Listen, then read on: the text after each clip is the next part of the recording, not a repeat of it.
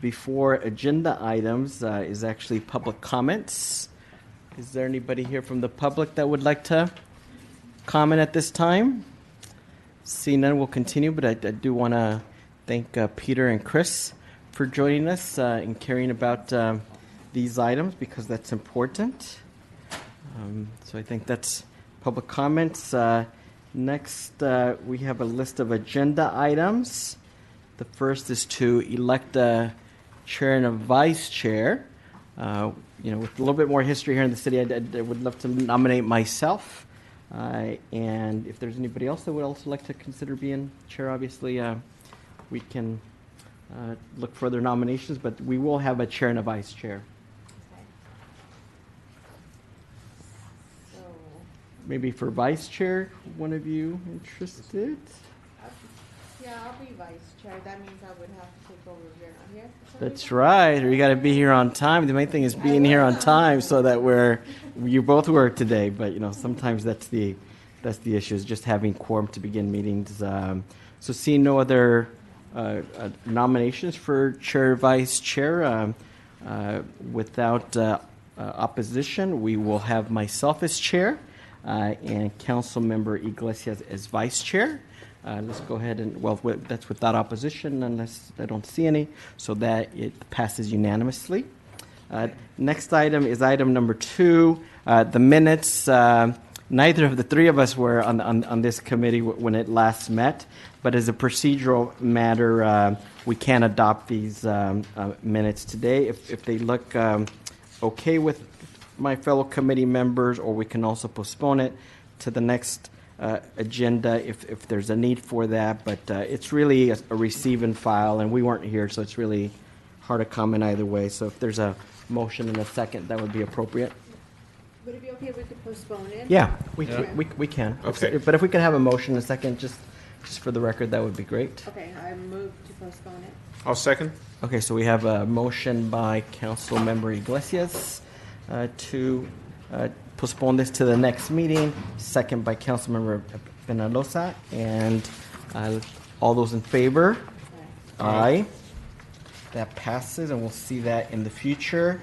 It's my understanding that we have some staff that I think have some other items to attend to later in the day, so it might be appropriate to hear from our planning agency director. Is that correct, Acting City Manager Mendoza? Would that be helpful? Yes, sir. Ben would like to be able to go now so he can attend the planning commission. Yes, so the floor is yours. Thank you, Mr. Chairperson. And this item is item number 7, related to the zoning ordinance amendment number 2018-04. Thank you. That's correct. So this item was actually, it went to the previous Edibit committee prior to taking to City Council in January of this year. When we took it to City Council, there were some comments and concern, and the Council voted to send this back to committee for discussion. This is a series of zoning proposed amendment that we continuously are doing throughout the year to help to refine the code, to make necessary corrections when we find things that can help us do our job better, or when we run across zoning issues that may need to be updated. So it's an ongoing process that the city has been engaging in for the past several years now. So this is one of those proposed amendment. The amendment that's being proposed has to do with several issues that our staff will be detailing over, but basically they're looking to facilitate with design and standards for townhomes, as well as for schools within our commercial areas.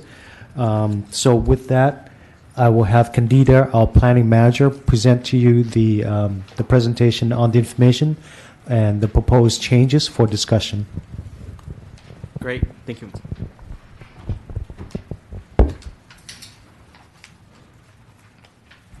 Thank you for taking us early. We are not quite ready with our technology, but we're going to be bringing up the PowerPoint presentation shortly. In the meantime, you should have a hard copy in front of you. And for the public, if you don't have a copy, I do believe we have extras here on the side, or we can give you one of ours. Go ahead. Good evening. We are here, if we could go to the next slide, please.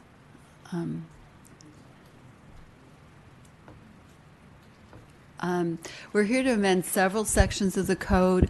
The purpose of this is, as Director Tai mentioned, it's to streamline the process, to clarify the language, and to update some outdated code sections. We're going through this incrementally, and this is just a number of changes that we're going to make. The first one is service stations. Service stations tend to be sensitive land uses, and they require more finesse. They're on small sites, and so their design in terms of circulation and traffic can be difficult. So we want to have additional authority to look at these more carefully. We'd like to have it go to the design review, the development project review process, which means our design review committee. It's an internal process, but it does require the applicant to prepare plans, to go through a site plan review process, and then ultimately that site plan review process will be acted upon by the committee. And then if the applicant is uncomfortable with the decision of the committee, it can then be appealed to the Planning Commission and ultimately to you. So that's the purpose of the service station. Next slide, please. Oh, excuse me. Next slide, please. Oh, we're going the wrong direction. Forward, please. Oh, okay, thank you.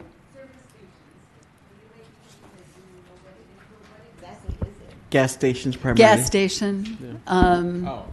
It's a gas station. Yeah.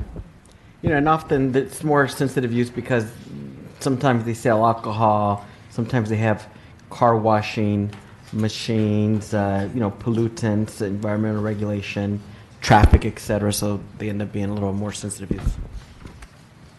Now that entire sentence makes sense to me. Okay, you understand, you see. Yeah. Service station, Okay. I'm sorry, gas station, thank you. The next amendment that we're proposing to do is an amendment to the zoning component of French Park and Henninger Park's Historic District. Now, these two neighborhoods were both identified as historic neighborhoods and historic districts before the city had its historic ordinance that we use now. And at that time, the city council was very interested in protecting these neighborhoods. And so we used a tool called an SD. It's called a special district. It's a zoning code. So instead of it overlays, instead of being R1 or R2, the zoning for these two areas are SD.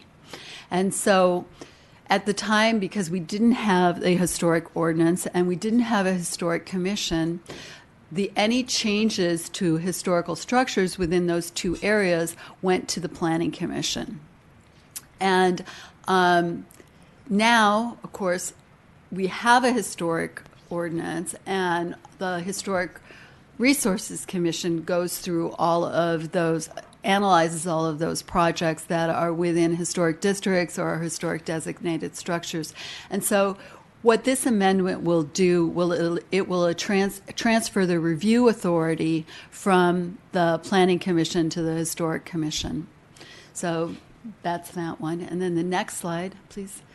The next slide is a bit more complicated. This is we're amending the R2 district and our townhome standards.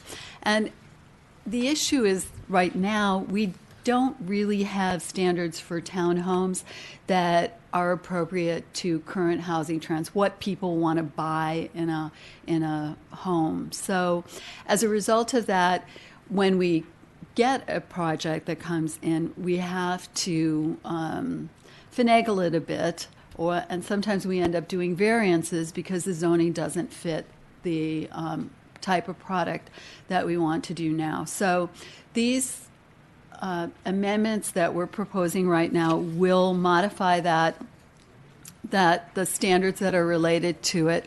It will, one of the things that it's going to do is reduce the building separation feet, separation, that means between two buildings. So when we have, in a townhome, you have to have a minimum of 3 buildings attached to, or 3 units attached to one another. Then the separation will be about 15 feet. That would allow for a pedestrian walkway between the 2 buildings. But the present standard is 20 feet, but we're proposing to reduce it to 15 because it seems to be a more comfortable space for people to travel through. The next thing is, oh, yes. Yes, in terms of being able to get the walkway through and be able to fit. That way we can have usable open space between in projects. So that was the intent. Would these walkways also allow for cars to go through? No, Just no, be- they're totally pedestrian. So the goal is to reduce some of the utility space and then allow for greater common open space. Common open space. Because you're basically pushing and pulling from the site. So if you're looking at a 20-foot wide walkway or separation, oftentimes that will take away from the common open space area as well. So some of these standards allow you to make some reduction in utility areas and increase open space for more common use areas. And so. Go ahead. And Yeah, please. Yeah, go ahead. So the, do you have to push it or is it on? It's on. It's on. Green is on. Okay. So, so then say that the 5 feet less that you're gonna have is it in the resolution that it's going to be used for open space? It's not going to be used for saying, okay, to add more living space? Or to squeeze in another townhome. Yeah. oh, you're worried about squeezing in Yes. another townhome. We do the density standards for the site itself will remain the same. So you can only do just because of the zoning. The zoning says on a 2-acre parcel you can only have, and I'm making this up right now, you can only have 8 units. So that would mean that wouldn't change by making this bigger or smaller. It would just allow them to have the utility spaces, the walkway spaces, be smaller so that they might be able to have a barbecue area or maybe a tot lot or something. I think reading between the lines, what I'm hearing folks up here say is, if the rationale is we're going to do, lesser separation so that there could be more open space, then somewhere in the policy, there should be that direct correlation and mention of then an increased amount of open space or recreational or community space. Okay, keep going. The next one is creates flexible open space and storage design options. And one of the other issues that we had with the open space requirements in our current townhome standards is that it requires that 40% of the ground floor of the building be accessible to open space. Okay, so that means that you have to have 40% of your townhome be on the ground floor. Okay? So when you do that, that means that you can't have tuck-under parking which is a really common attached garage that might be tuck-under or going in there. So you can't do that. And What's wrong with that? because oftentimes we do want to have, that's one option that we want to have. The other thing that it does is it makes it impossible to do 3-story because you would have to have 33 if you do a 3-story building. So the idea is to eliminate that requirement for 40% of the floor area to be accessible I to. still don't understand the benefit of not allowing garages on the first floor. And coincidentally, where I live in my townhome No. has the garage on the first floor, and then the rest of the living space second and third. That's what we want to do because you have to have habitable space, not a garage, as 40% of the area accessible to open space. That doesn't include the garage. Boy, that's very confusing. Maybe can you try explaining what So basically, what this says? the staff is basically articulating what you're talking about. So allow Okay. the garage on the first floor. Okay. Right now, So it has that 40% of living space, though. So since the footprint is narrower for some of these townhomes, Mm-hmm. what happens is that when you have the garage, sometimes it takes up most of the first floor area. Okay. Now you have to increase the footprint of the units itself, and that becomes restraining on a smaller lot where you're having multiple units, right? So 40% is not only floor area, but it's also the surface frontage area. No, it's 40% of all the height in the building. So so if 40 it's all the square footage in a building. So Okay. as I said, if you had a 3-story building, all you're going to have probably on the ground floor is 33 and a third of your, And what's wrong with that? because that's not, you can't.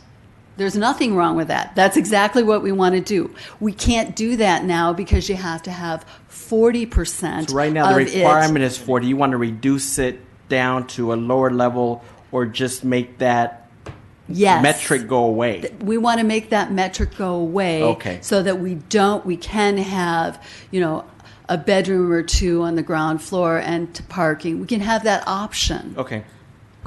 Got it. Mr. Chair, So you're removing the percentage so Is that that- there's that flexibility. Yes, Councilmember. Because and I'm still having a hard time understanding what exactly that means. What it sounds is we want to give developers an option to omit a garage completely and have more living space underneath. No. Right now, they can't have a garage because 40% of all their living area has to be on the ground floor. So they cannot have a garage. Let me there. try. So I think current standards are that 40% of the first floor needs to be dedicated to living space or just square footage space. While a garage doesn't need 40%. Maybe a garage only needs 25 or 33%. Right now, under current standards, that would not be allowable. So they want to kind of make that metric go away. So it could be 25%, 30%. Yeah. So Or as you 40%, increase yeah. the height, so let's say your house is 1,000 square feet, right? 40% is 400 square feet. It's on the first floor. So 60% is remaining for the third and the second floor, which means that you're going to probably have to start reducing. Right. And So you'd now- have a big garage and small living room and smaller bedrooms. Oh, okay. Because the current standard is that 40% needs to be on the ground level. For the- Then how were the other, I'm pretty sure we have developments who already are the way you guys want it proposed. Right, older standards, yeah. But So it's the It's older called standard, grandfathered. and what Mhm. happens is that on newer standard, and that's why we ask a lot for variances. Mhm.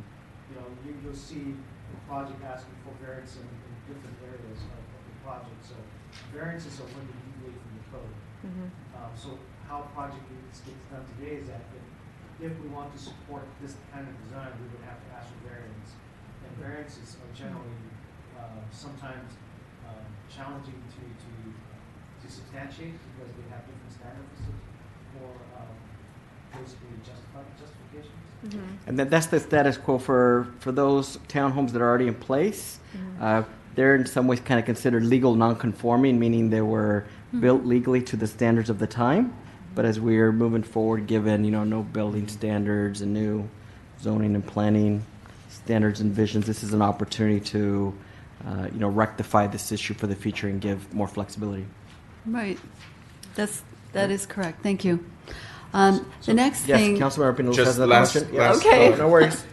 So the bullet point where it says modified parking requirements, because I just don't want to see with future developments the idea that people are going to want to buy townhomes, but they're not going to own a car, Okay. and make sure that there's still some kind of parking required for these townhomes. The We next have a couple whole- of pages are 2 pages solely devoted Okay. to parking. Perfect. So Let's move on. We'll let her mention maybe this last bullet, and then we'll move on to the parking pages. Okay.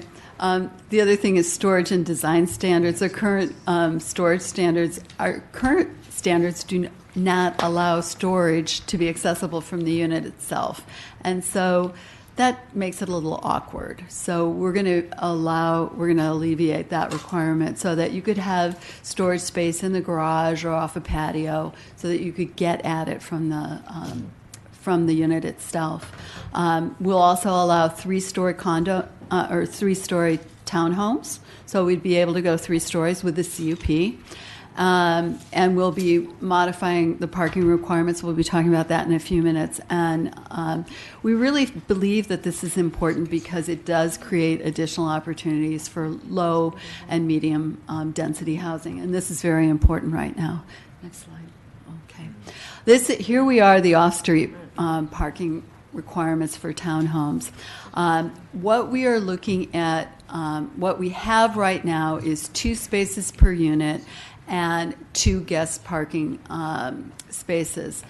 This is greater than most other communities that we've looked at. We did a survey on it, and I'll go to the next slide in a minute. But, but what we're proposing is 2 bedrooms for 2 spaces for 2 bedrooms or less. Now, in a townhome, you're probably not going to have less than 2 bedrooms because it's a townhome. But for 3 bedrooms or more, you would require 3 spaces and a half space for any bedroom that was over 3. So if you had 4 bedrooms, you would be required to have 3 spaces and a half space. So 3.5 spaces. 3 spaces for the first 3 units and a half space for the 4th. So, and then each unit will be required to have a half a space per unit for the guest parking spaces. Now the next, thank you. Let's pause there because you did also mention this a little bit. This is where my colleagues will have quite a bit of questions too. So and I don't know whether we really need to finish all this today because this is pretty big in some regards.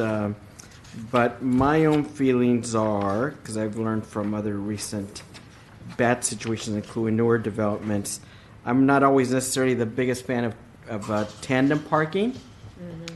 So in those cases where it's pretty limited already, they're like at Pacific and First. And if you have an issue, that is not always helpful. So there needs to be maybe it's allowable, but there needs to be some other way to review that to make sure that it's going to be appropriate.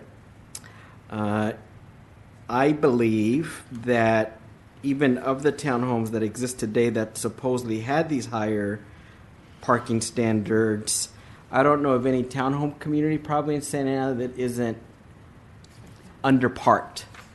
So for example, where, I live and there's, the 3 or 4 units of townhomes, kind of in this setup, 2 parking spots on the first floor and there's a second and a third level and there's 2 per garage and then there's about another 10 off-site. 10 uncovered for guests. And then there's probably like another 15 to 20 cars that park next door at the it's like a law office building. And so in the evening, no one really cares or checks. So to want to go on guest parking from 2 per unit down to 0.5, I don't necessarily see the logic in that. If we had, certain areas maybe, but you're essentially proposing this might be in one of the densest areas of Santa Ana where they're already severely underparked, and to say that they can shove off guest parking spaces to the streets, I don't think is good. And then related to that, but this may be the fix, is I know as we've been looking at from prior council meetings, there's this other parking management plan that city staff has to approve in many settings. And as I've mentioned, if there's some way that in there we could put some teeth to the idea that you can't have, excess off-site parking, and that if there is such excess off-site parking, that there needs to be some teeth that the city has from an enforcement site. I agree with our acting city manager. We don't necessarily want to be the staffing police to always look at that, but we do need the legal and the compliance mechanisms to deal with that. So those are kind of my big overall concerns with this proposal here. And although it's in a case like this nice to see what other communities do, some of these communities don't have the severe underparking situations that we currently have.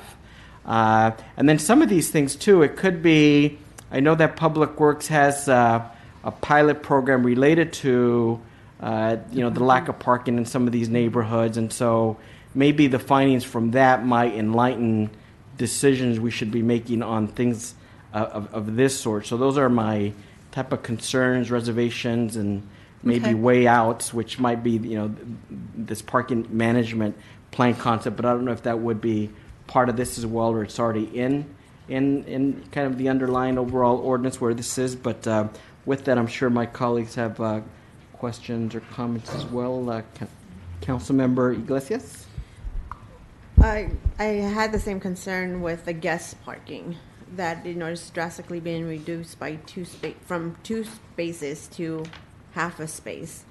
And so I agree with you that sometimes the overflow goes into the Yeah. street, and so you affect the neighboring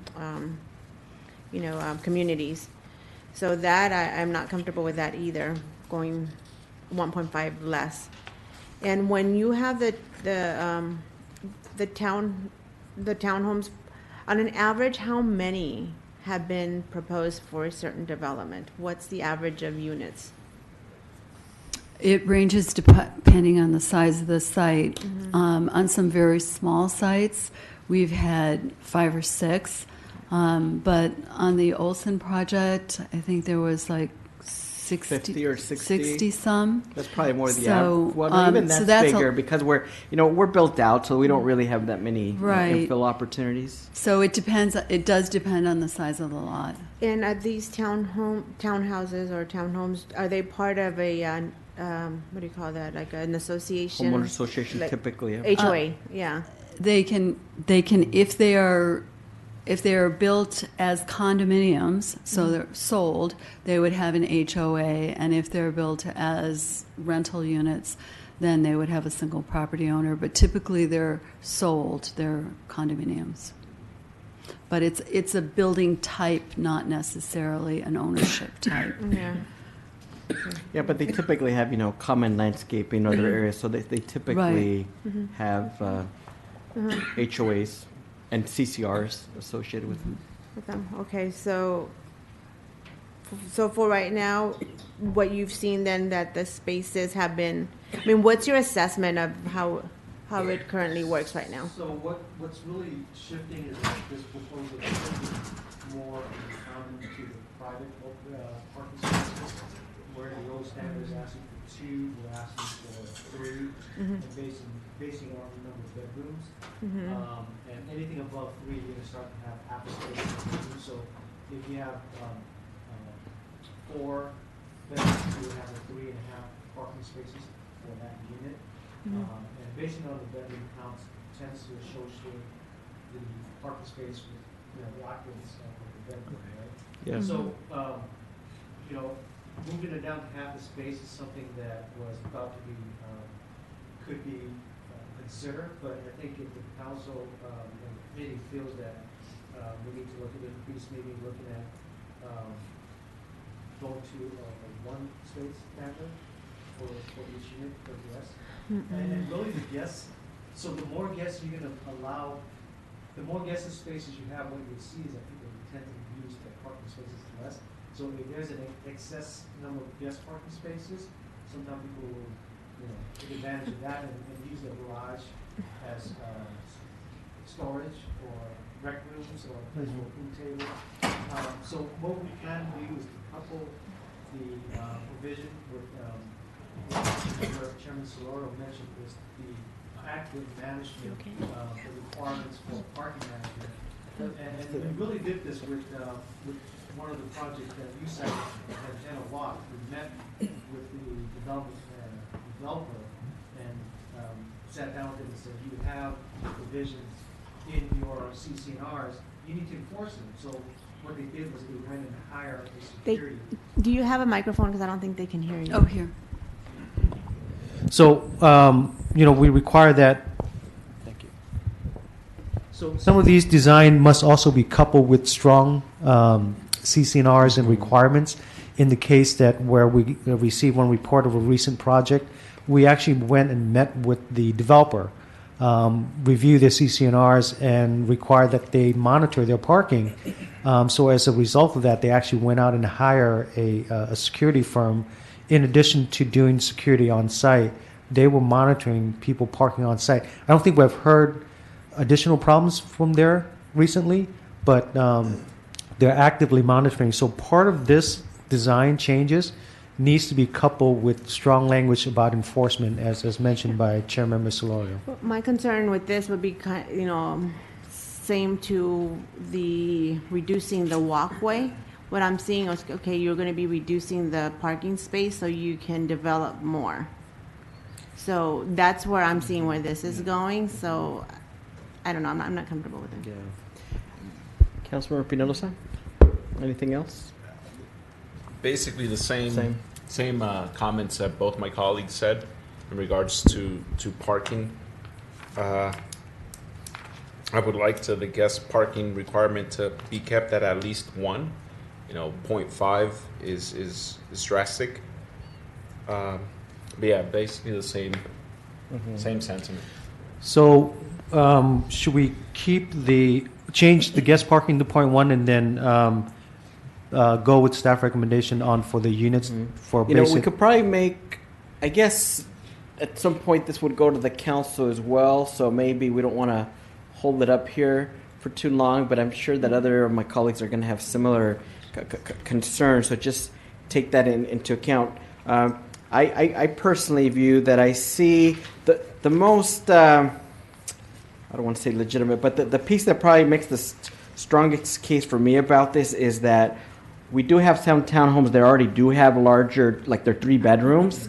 And so the accommodation that there should be 3 spaces for that rather than 2, that makes sense, right?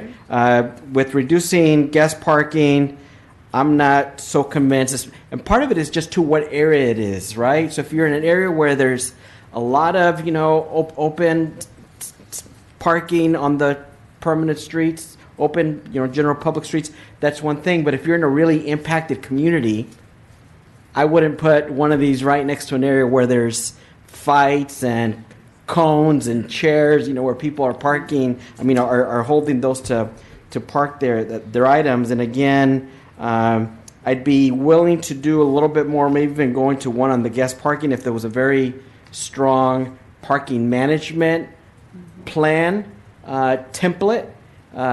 So maybe, between now and the next council meeting, you can work on that and maybe meet individually with council members.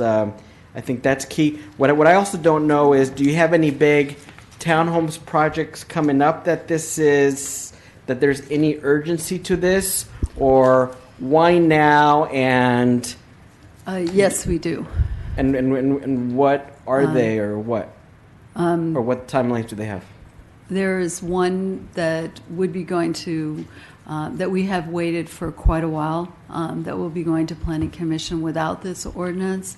And it's on Edinger at 3025 Edinger. It's called the Hafan Project. It's called the what? Hafan Project. The developer's name is Hafan. Is that west or east? It's On by Edinger. Centennial Park. By Yeah. Centennial Park? And that's more your neck of the woods. So Yeah, just that's right what is up the there. parking? Is there? Yeah. That's my concern that, okay, first I would like to know, I think every project has different criteria. So if they're just 2 bedrooms, then, it'd be two spaces, but it seems like the parking itself is, generic, regardless of how many units you're building, like bedrooms. So what I'm understanding from this is, like, if it's a 3-bedroom townhome, they're going to have you're proposing 0.5 spaces, and if it's a 2-bedroom, you're still proposing the same for guests, right? For a guest, yes. Yeah. it's So the same. I kind of see that I don't know. It's just so it's depending on the project. So if it was a 3-bedroom, if they want to guess, I'd say leave it at 1.5 or maybe 2. But if it's a 2-bedroom townhomes, then yeah, 1 would be good. So depending on, I guess, so the you think- density of the project. Okay. Well, we'll evaluate based on your recommendation, Yeah. potentially looking at the bedrooms to apply it to a scale for guest parking as well. Right. Thank you. Thank you for that direction. I think we could go to the next section now.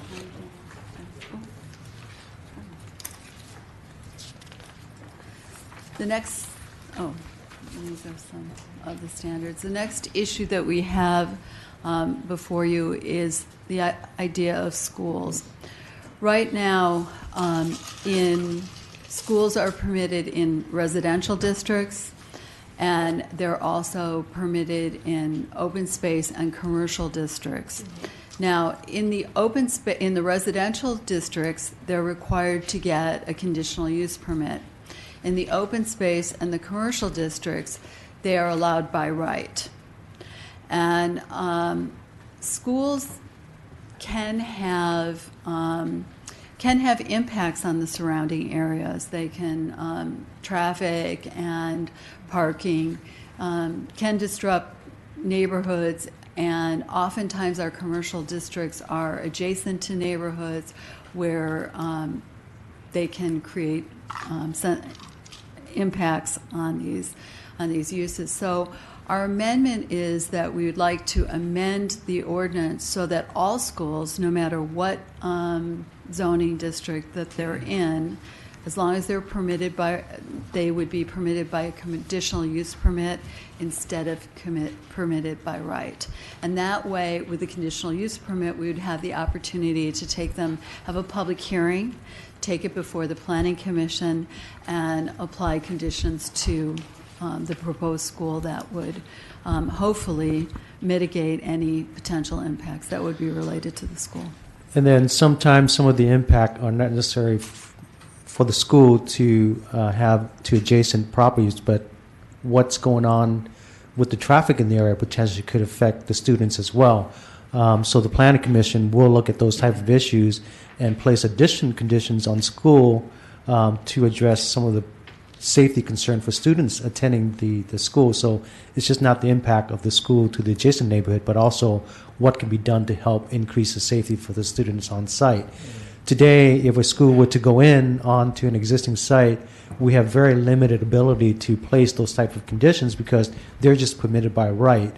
We can only put design standards, we can make sure they meet parking, but some of those safety elements, there's very little authority for us to say you need to do this, implement a traffic safety plan to make sure that students are dropped off and picked up, and you need to add 2 security personnel and traffic direct personnel during pickup and drop-off hours.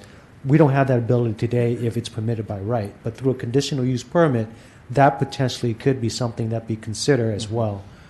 So that's kind of where it is. Currently, in residential zone, they require conditional use permit, but in these zones, they're permitted by right. And we excluded industrial because we don't want, obviously, new schools to be created in industrial zones. The context that I see here is that a newer phenomena for this town, because we're built out and because of the growth of our charter schools, and some are doing very well, as we know, that the density and traffic and parking associated with that complicates it, as well as sometimes the whole issue of charter schools gets very politicized. And so then you have planning commission, city councils arbitrarily trying to figure out, well, how many kids are really going to come in on Mondays versus Wednesdays, and when are the parents going to come in? And there's all these abstract out of the blue standards that we're setting, whereas if you were to set up a CUP standards, they'd create a whole set of standards that'd be fair. That if you have X number of classes and this day is this long, you need X number of spaces. X number of parking spaces per square footage or whatever. So it'll be standardized rather than right now. Honestly, it's a free for all. I mean, I don't think you were on the council, but we had one of these items for a school that was on North Grand or somewhere, and it came to us, and literally we're having those kinds of conversations on, okay, you say that half your program is going to be online, but what if it isn't, and how many kids, and how many are high school kids versus, elementary school kids, and all those standards for the council or the planning commission to kind of make on a whim isn't as good as doing it based off of fair standards that they would develop and then come back later for consideration. So that's just kind of my background, but on it. But Councilmember Iglesias or Pinelos, if you have any other comments or questions at this time, Councilwoman Iglesias. Okay, so my concern with this is just exactly what Councilmember Solorio stated. It becomes more of an attack on charter schools. And I feel that the charter schools already go through a very rigorous, very in-depth look at their charter proposal through the school district or through the Department of Education. And so my concern with this is to get anything done with the city, and especially with conditional use permits, it's going to delay their businesses. And I've seen this done in Orange. It's happened already. And it's because it couldn't get through a conditional use permit through the planning commission or through it that it delayed a charter school from opening from an already approved private school that had already been there. And all they were doing was just changing from one to another. And then they just made it so difficult. And when it comes to traffic mitigation and all that, many of these kids are coming from within the neighborhood, so there's a lot of impact already there. They're just moving location. So if anything, you are taking some kids from an impacted area already, you're reducing the impact on that, and then you're going somewhere else, because it's pretty much we're servicing the same kids. We're not bringing kids in from other areas. It's all within the city of Santa Ana, most of them. So I'm not comfortable with this, because what it is just putting a stop and also putting barriers for charter schools to operate. Because you're talking about, will you provide a safety person or somebody, like a crossing guard. Not even in our district schools do we get that.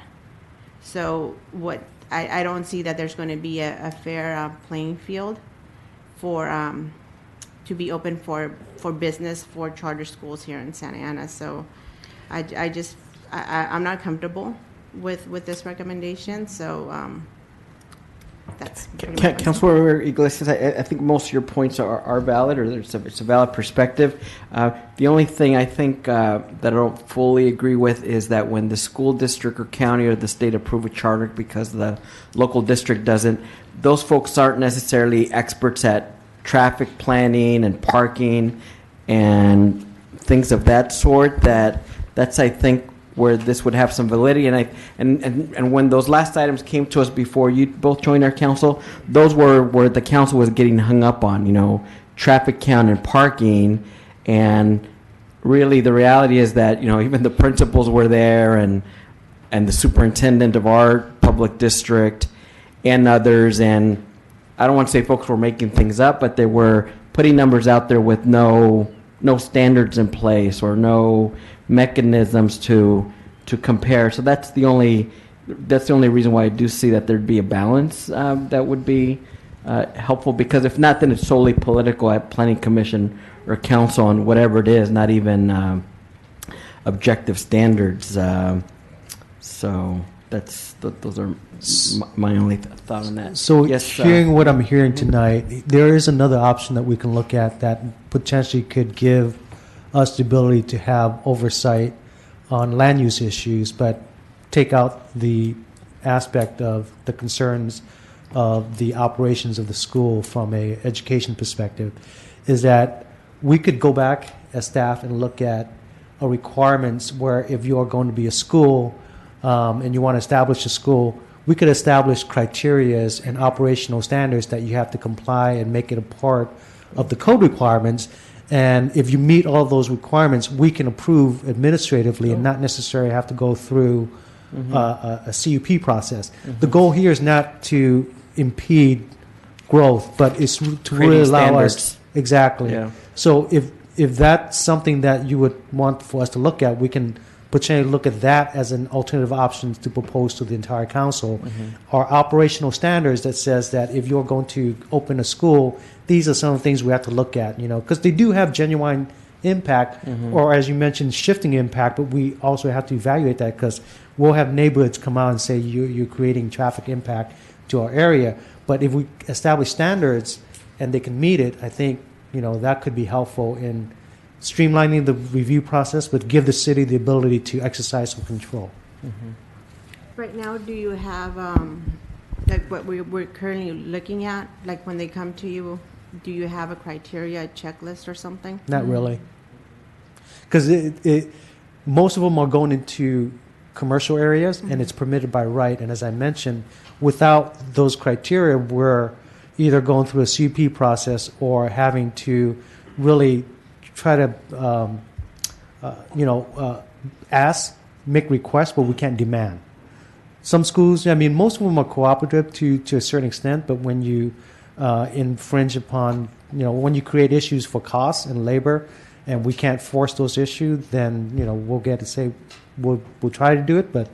And I know because I've been involved previously with some charter schools. They're hungry for standards too because they want to know what they need to achieve rather than just, taking the risk and going to planning commission and council and just having a political conversation about the whole thing, which that doesn't seem fair. Maybe one approach might be that they continue to work on this, but they think more about what the approach would be, the more of a standards-based something that could be done administratively, and then the full council can consider those two options. We can bring this back to our committee again, but because it doesn't meet that often, we also then are just holding up other charter schools or developments that are waiting for feedback on some of these proposals because there's a few here. So Councilmember Pinalosa and Iglesias, maybe you have some thoughts on that. This is the last aspect to this presentation here, and we have a few other items on our agenda. So What I would like to see for the entire council to consider would be what before even bringing to us, I think we should have a conversation with the other council members too. What you would consider like an adequate, checklist. Understood. So you want to... well, we got to be a little bit careful about things like that, though, because what we don't want to do is ask our staff to do serial meetings, Right. to meet with everybody and then figure out kind of what everybody agrees on. That would be a violation of the Brown Act. But I think, the kind of direction that you gave about, put together some standards, that's something that can be done administratively. And then this is another valid option. All that gets taken to the council. And then, at the level then, our city manager who is careful to not do, serial meetings, but just brief you on what the proposals are. Then at the council level, we could have that conversation. When would that? We'll take our time to refine it because I want to make sure that we get the standard right if we're going to go the route of administrative approval with standards. So we will do some additional research on that and we'll come back.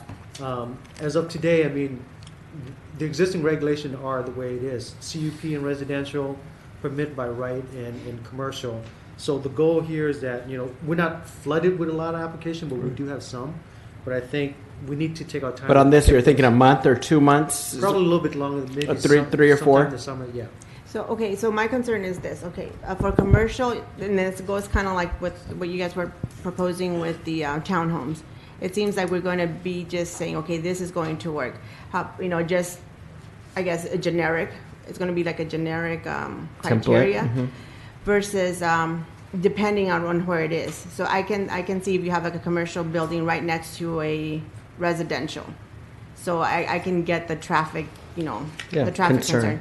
But then if you have a commercial building that is really in the commercial area and you're going to be applying the same thing, and then anybody who opposes it is going to say, well, it's the traffic, and So But they could take into account what you're saying too, though. Yeah. That if there is, quite a bit of residential or density around it, it's certain metrics, and if it's, near industrial, different metrics. So But this they could, when developing their standards, come up with different scenarios for them. So hierarchy of when these regulations would take place, if you're not within, 500 feet of residential, for example. Correct.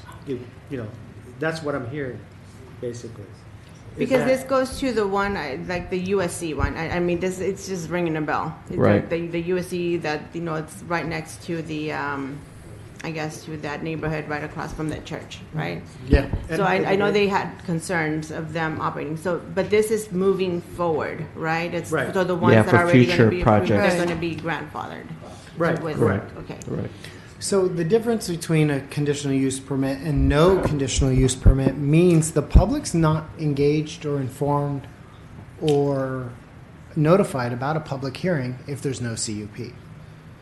So if there's no CUP, there's no process that requires this staff to notify the community for a public hearing that will be held by a planning commission. If there's no CUP, it's administratively reviewed and approved by their staff. Right. That's the difference also sometimes is the public engagement process. So CUP means everyone's involved and it is an onerous, longer process, yes. Administrative approval or ministerial approval means that the staff approves it. It's a shorter, combined, condensed process, but it doesn't have as much public engagement. Right. But we'd have standards under the proposal Exactly. that Okay. the So minister. there are choices and ways to draft zoning ordinance to meet both needs or meet 50% of yours and 60% of yours. Staff just needs proper direction. So they have an opportunity to bring this back to this committee or send it back to the planning Right. commission for tweaking before it goes back to city council. I think that's fair. We give quite a bit of feedback on both, and so we do have I think other we have items. enough to- Yeah. We have enough to start some work. To work on them, and you have Yeah. quite a bit of work to do. Any closing thoughts on this before we also send them off to their planning commission meeting? Anything else, Councilmember Pinoza?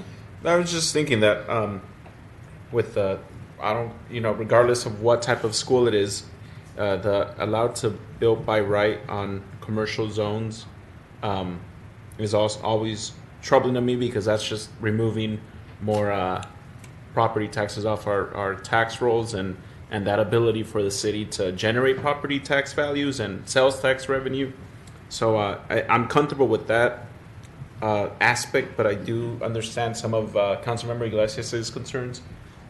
So I'd be comfortable moving that direction Yeah. that Councilmember And I Solorio- think too, an interesting thing, I think Councilwoman Iglesias may appreciate this too. We're moving more and more at the local level and statewide level of more equity between charter schools and regular public schools. And so maybe when it's a public school, they have to abide by the similar standards. They're creatures of the state, so they kind of have a higher authority on what they're really able to do or not. But we can share the standards with them, and when possible, also have them meet or exceed those standards as well. and more public engagement too. And public that's engagement is always a good thing. Yeah, the public engagement, I think it's something that's critical, that we should have it regardless. Yeah. But just to understand the direction that's happening with this conversation is no conditional use permit, right? It's more of a criteria that you're going to be, creating for future. That's what we would bring back as a potential regulatory option. Okay.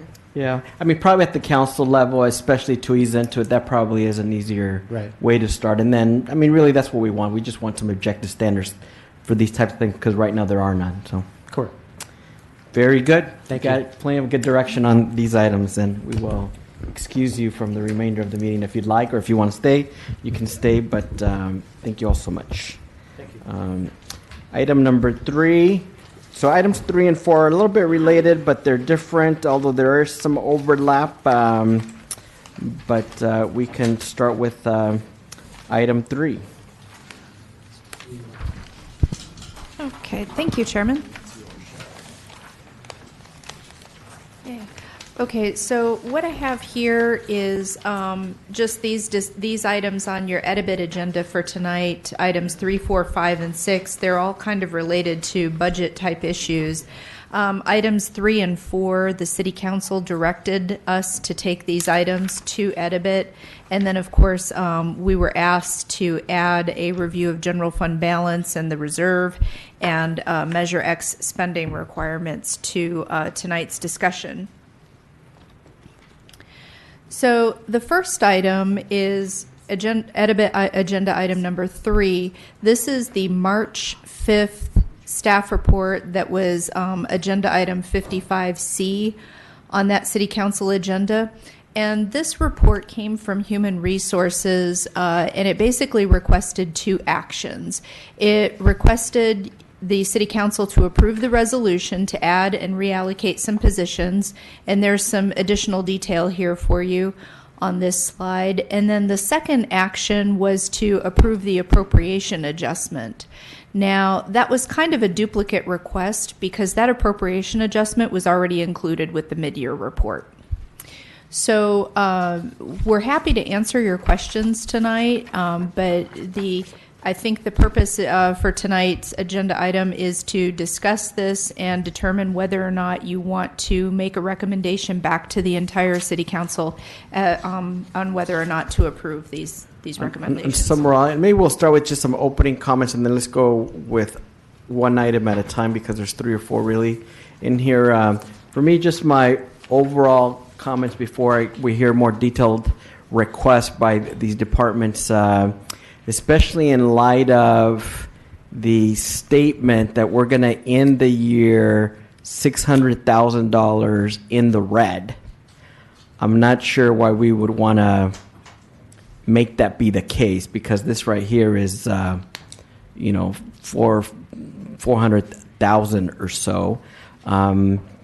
Also, all these things are a snapshot in time, and so maybe this item and the next item almost need to be done kind of as a refreshed, updated mid-year request. Now that we kind of have a better sense of vacancy, what's there, what's not, updated revenue projections, etc., we'll kind of have a better measure of where we're at. I do continue to have a little bit of concern that, some departments got a little bit astute of making these mid-year requests instead of just doing it through the regular budget process. And so a big part of me really would prefer to see all the departments say what their staffing requests are so that they can all kind of compete against themselves. Or like in some cases, I'll share with you, item B, even though on paper it sounds like it's revenue neutral, and it is, at recent meetings, I've heard some of my colleagues talk about we want to build up our libraries, and so to defund these positions now and then later on saying put them back in, or having just questions on, well, how many librarians do we have, etc., or like with the New Hope Library, for example, there's a few reasons, even though that's open, why that sometimes isn't called the library. And the main reason for it is that there's not a certified librarian on staff there. At least, when I was asking about this 6 months or a year ago, that was the case. So that's my worry about doing this out of the blue, because we could end up really kind of like funding these. And then later on, when we want to fund code enforcement officers or we want to fund other positions, it's going to be, nope, we already hired, these 4 people, and so we no longer have money for code enforcement, or we no longer have money for people in public works to fill potholes, or we're behind. And I think in parking management, I don't know what kind of staffing needs there are or not, but I know there's shortages there. So that's the tough part about doing this via a mid-year budget request. And again, those are just kind of my opening thoughts, questions, concerns for my colleagues and the staff. But if we can maybe kind of just have some opening comments on this from my colleagues, and then we can just have staff go item by item, so that if we do want to move some of these forward, we could. So I am open to those considerations, but we want to do this carefully. Councilmember Penalosa, would you like to start? Yes, thank you, Mr. Chair. And right now, I like how they're kind of broken up into A, B, and C because I had various questions on, and I could see the importance of some and the others, not so clear on where we're at, which I agree with Councilmember Solorio about the librarians and the funding of those positions. I'm not, if I keep thinking of the number A, numerous conversations that I've had with our HR director, Mr. Pham. I understand the need for those because of how that would help, fill in all the other vacant positions across the city. But I do like what Councilmember Solorio said, how with the other positions, this mid-year budget, why not wait till the new fiscal year to see about the others. And it's not really waiting until July. I mean, they're working literally right now on Yeah. what they're going to propose in a month or two to the council. Right. So we're really just talking about a few weeks delay. Especially with option C. I know that I also, I don't know if Lisa's here. She's not here, right? I had conversations with her as well about the park services inspection and inspector supervisor, because that makes sense. When you think that we're paying out hundreds of thousands of dollars in contractual work to our cities, but who knows if it's getting done or if it's getting done correctly. There's no one out. I think we only have one person currently, or two. That one, right? That's out inspecting all of our parks and all the contract work that we do. So I see the importance and need for all of these. It's just the idea of if we're $600,000 in the red, like, is that funding available for any of these? Basically, is what I was kind of thinking off the top of my head. Councilmember Iglesias? Well, is there enough funding? Well, we'll ask questions to staff in a little bit. Just your opening comments or areas, and maybe that's where you want to start, but you may have other broader statements.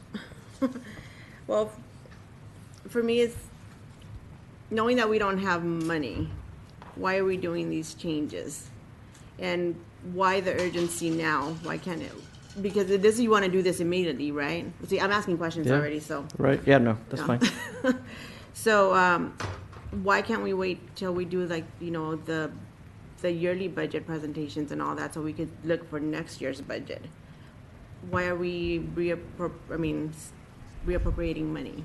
And that might be a question for you or the direct staff, but if some really are critical that they needed to be approved yesterday, we need to know that, but maybe not. And the committee is correct. It is a normal and good practice to take a look at your staffing when you do your annual budget process as opposed to mid-year. However, there have been some pressures to get some things done, and Director Pham can talk more about that, but I know that, for instance, the police chief has committed to hiring a certain number of people before the end of the fiscal year.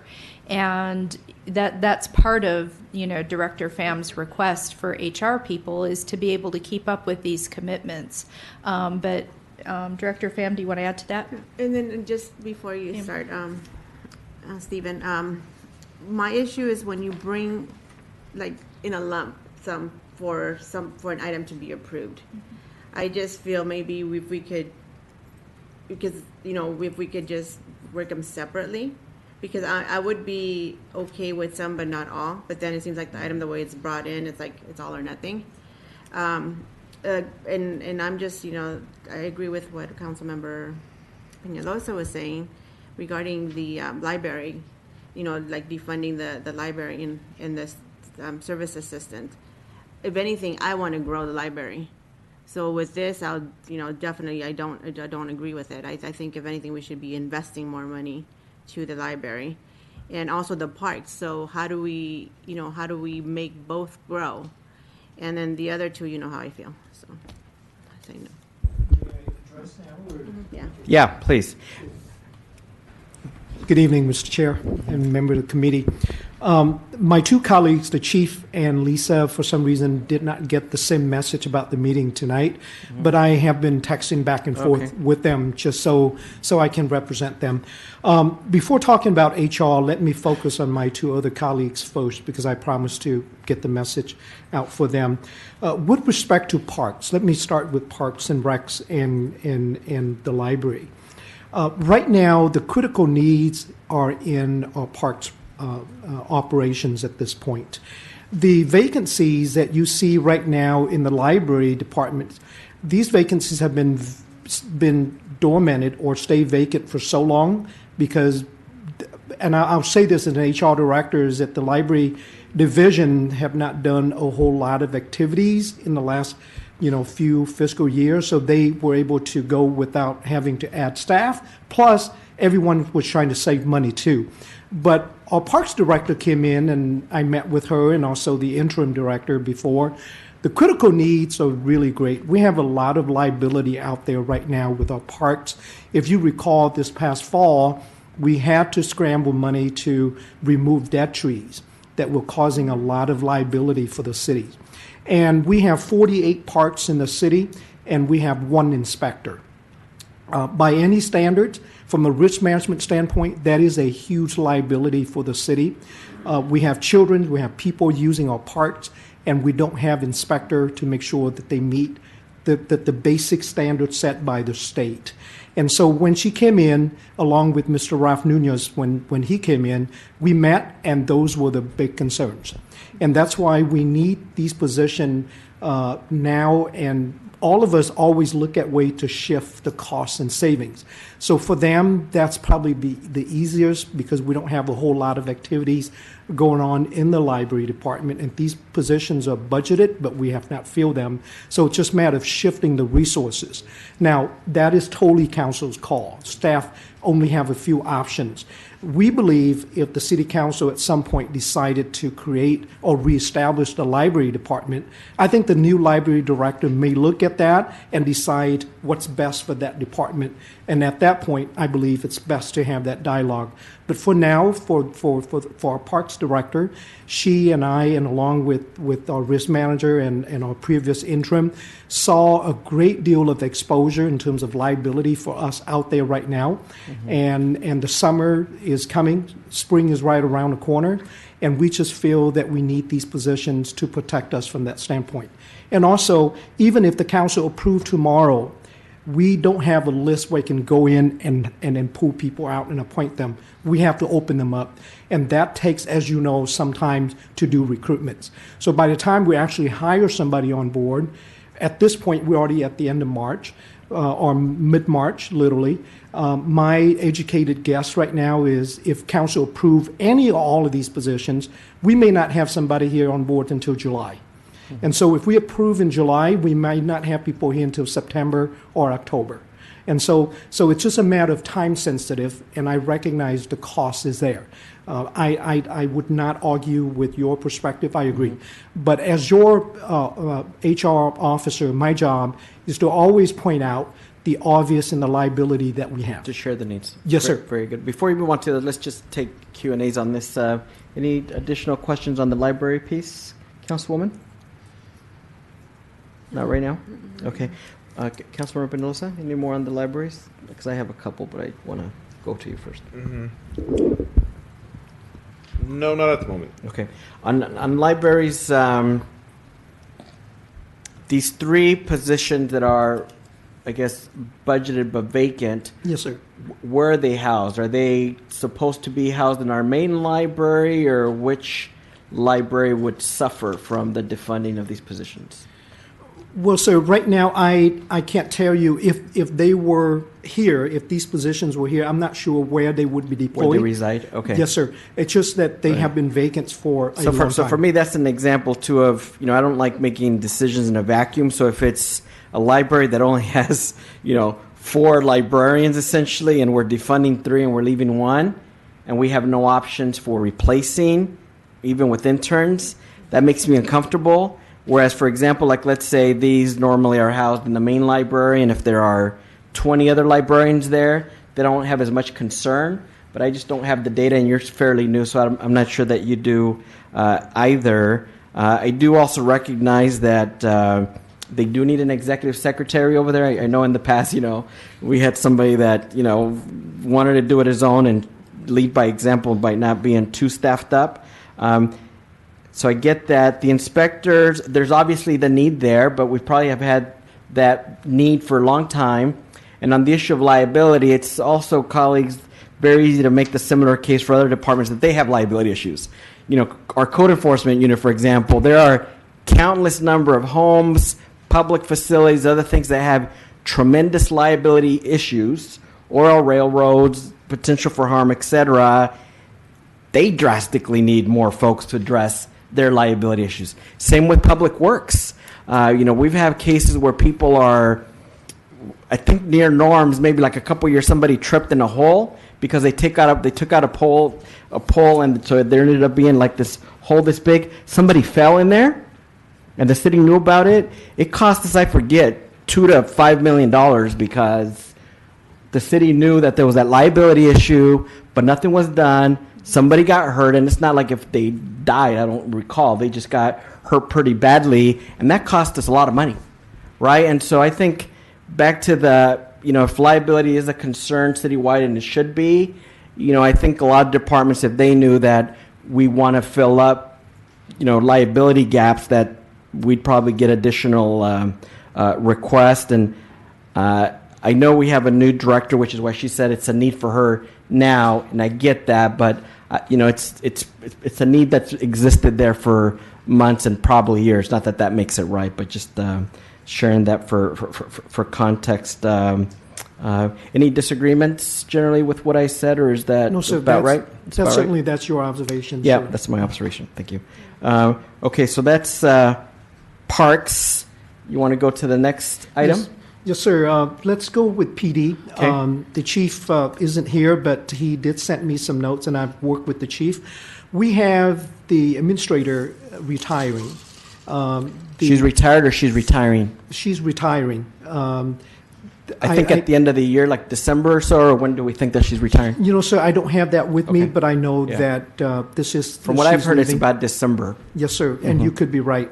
And the chief is simply saying that he would like to have continuity in terms of leadership and consistency with all three divisions, and the jail will be the fourth division, and it would create a captain to oversee it, and he wants to essentially maintain the same structure of discipline that is on the safety side or sworn side with the jail, which is non-sworn personnel.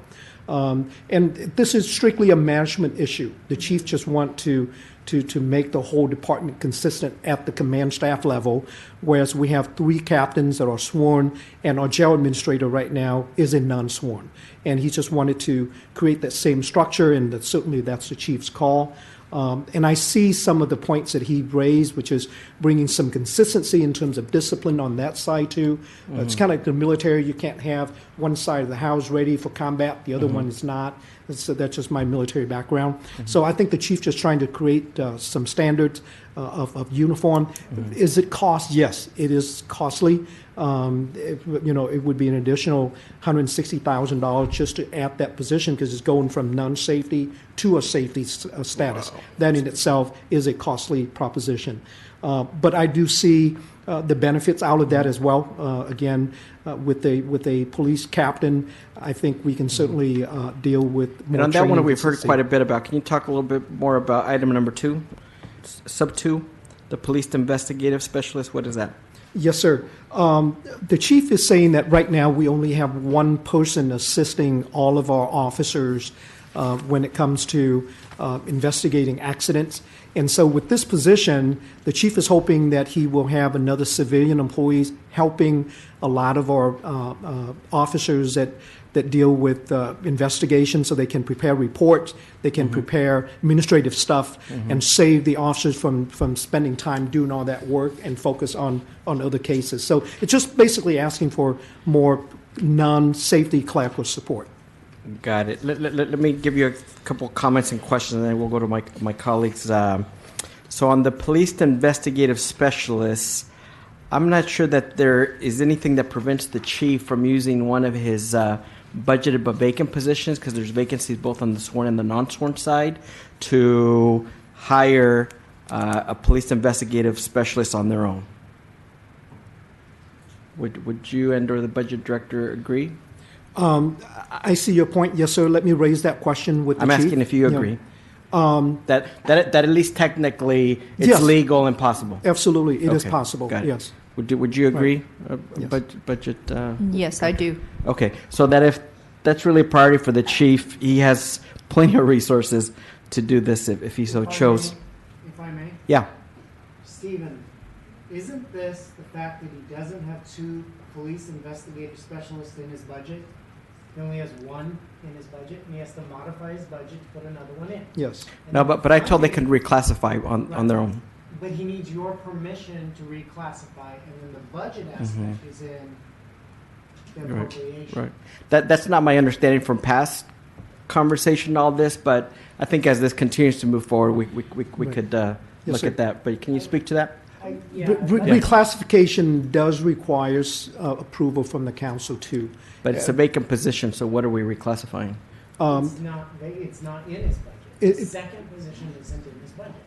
Yeah, he doesn't have the position now. That's why he's asking to add a position. Okay. And I think Is this a post-certified position? this is not a post Okay. position. It's a non-safety position. Even if it isn't in there, my understanding from Sony is just as long as it's in the personnel category and it's an existing classification, so it's not like if you need to write up a new job description, that he has the authority already to do that. I mean, so part of this is a little bit legal. Part of it is just, how we want to do business. So I'm not saying that this isn't a good way of doing business. I'm just saying from related conversations with our city attorney in the past, if the dollars are there in personnel and there's already a job classification or criteria for that they can internally readjust if the resources are there. But that's not to say we shouldn't study this a little bit more, so I don't want to say anyone is incorrect here. I'm just saying what my past Q&A on similar things have been. And then with respect to the jail administrator thing, just 2 or 3 comments there. Number one, because even at the state level, I oversaw a lot of the statewide prison stuff.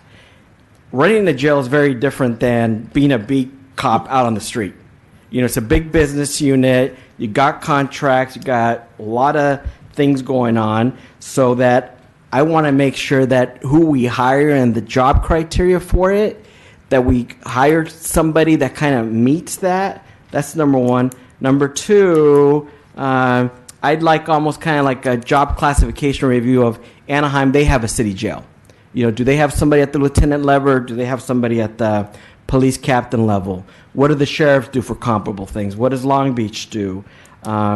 Because this, quite frankly, in some ways, it's pension spiking. I mean, you could have a lieutenant do this or a civilian, and it would not be as expensive, especially from the per standpoint.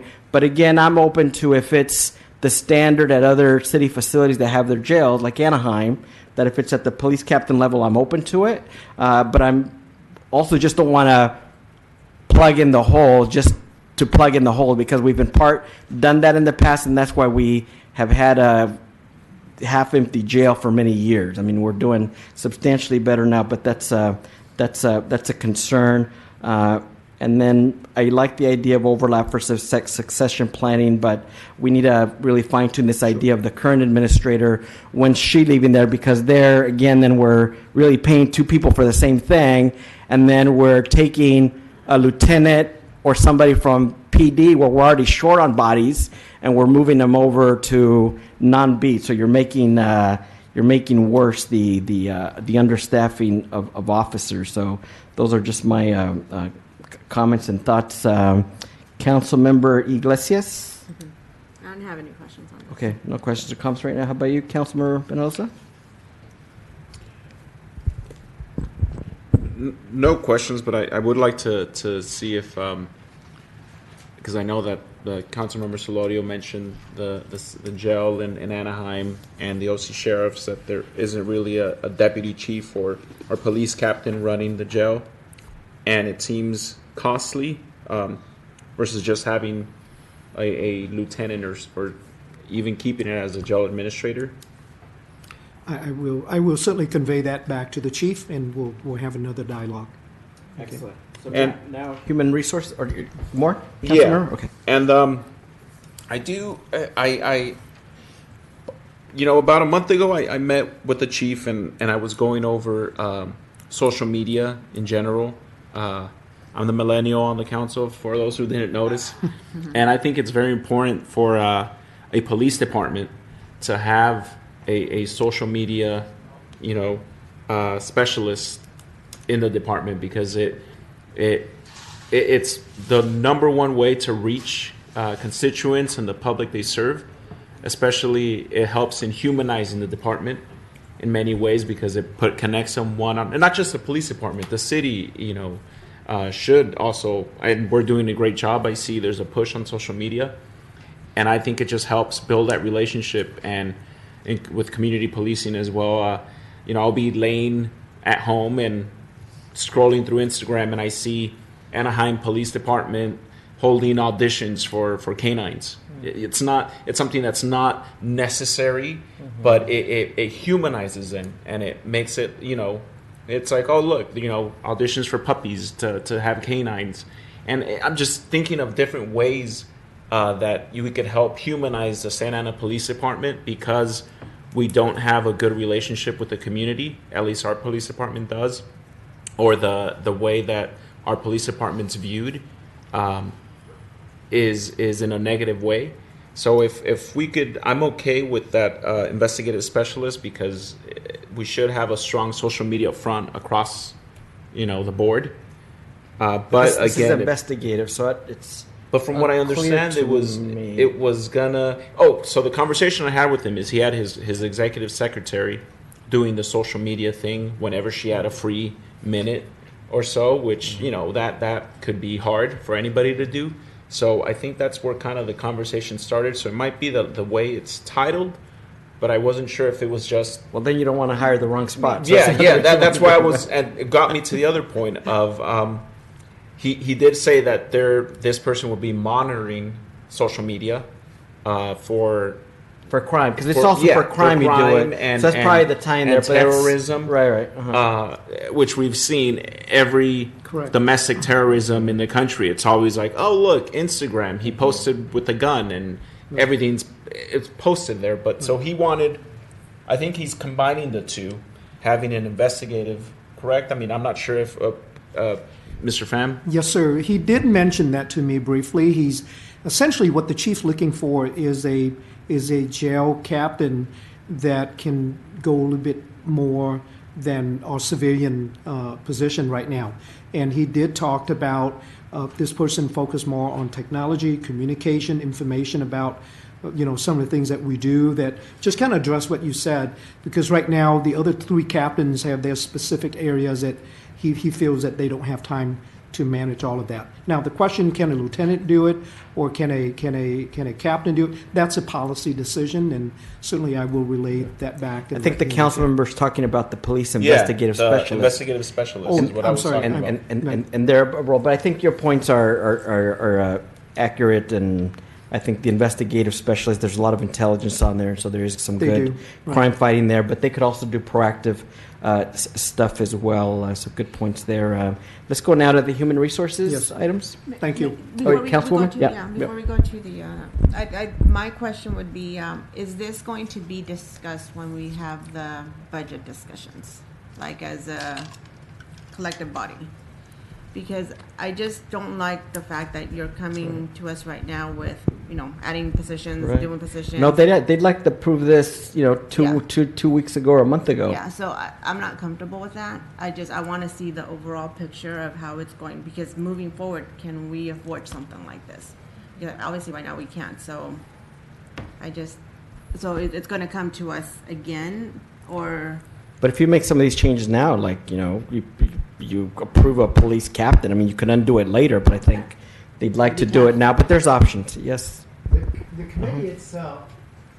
The committee itself would recommend a modified version of this going back to city council, or we probably wouldn't take it back to city council. If you're saying this isn't ready, the city council has entrusted you, had this go back to committee.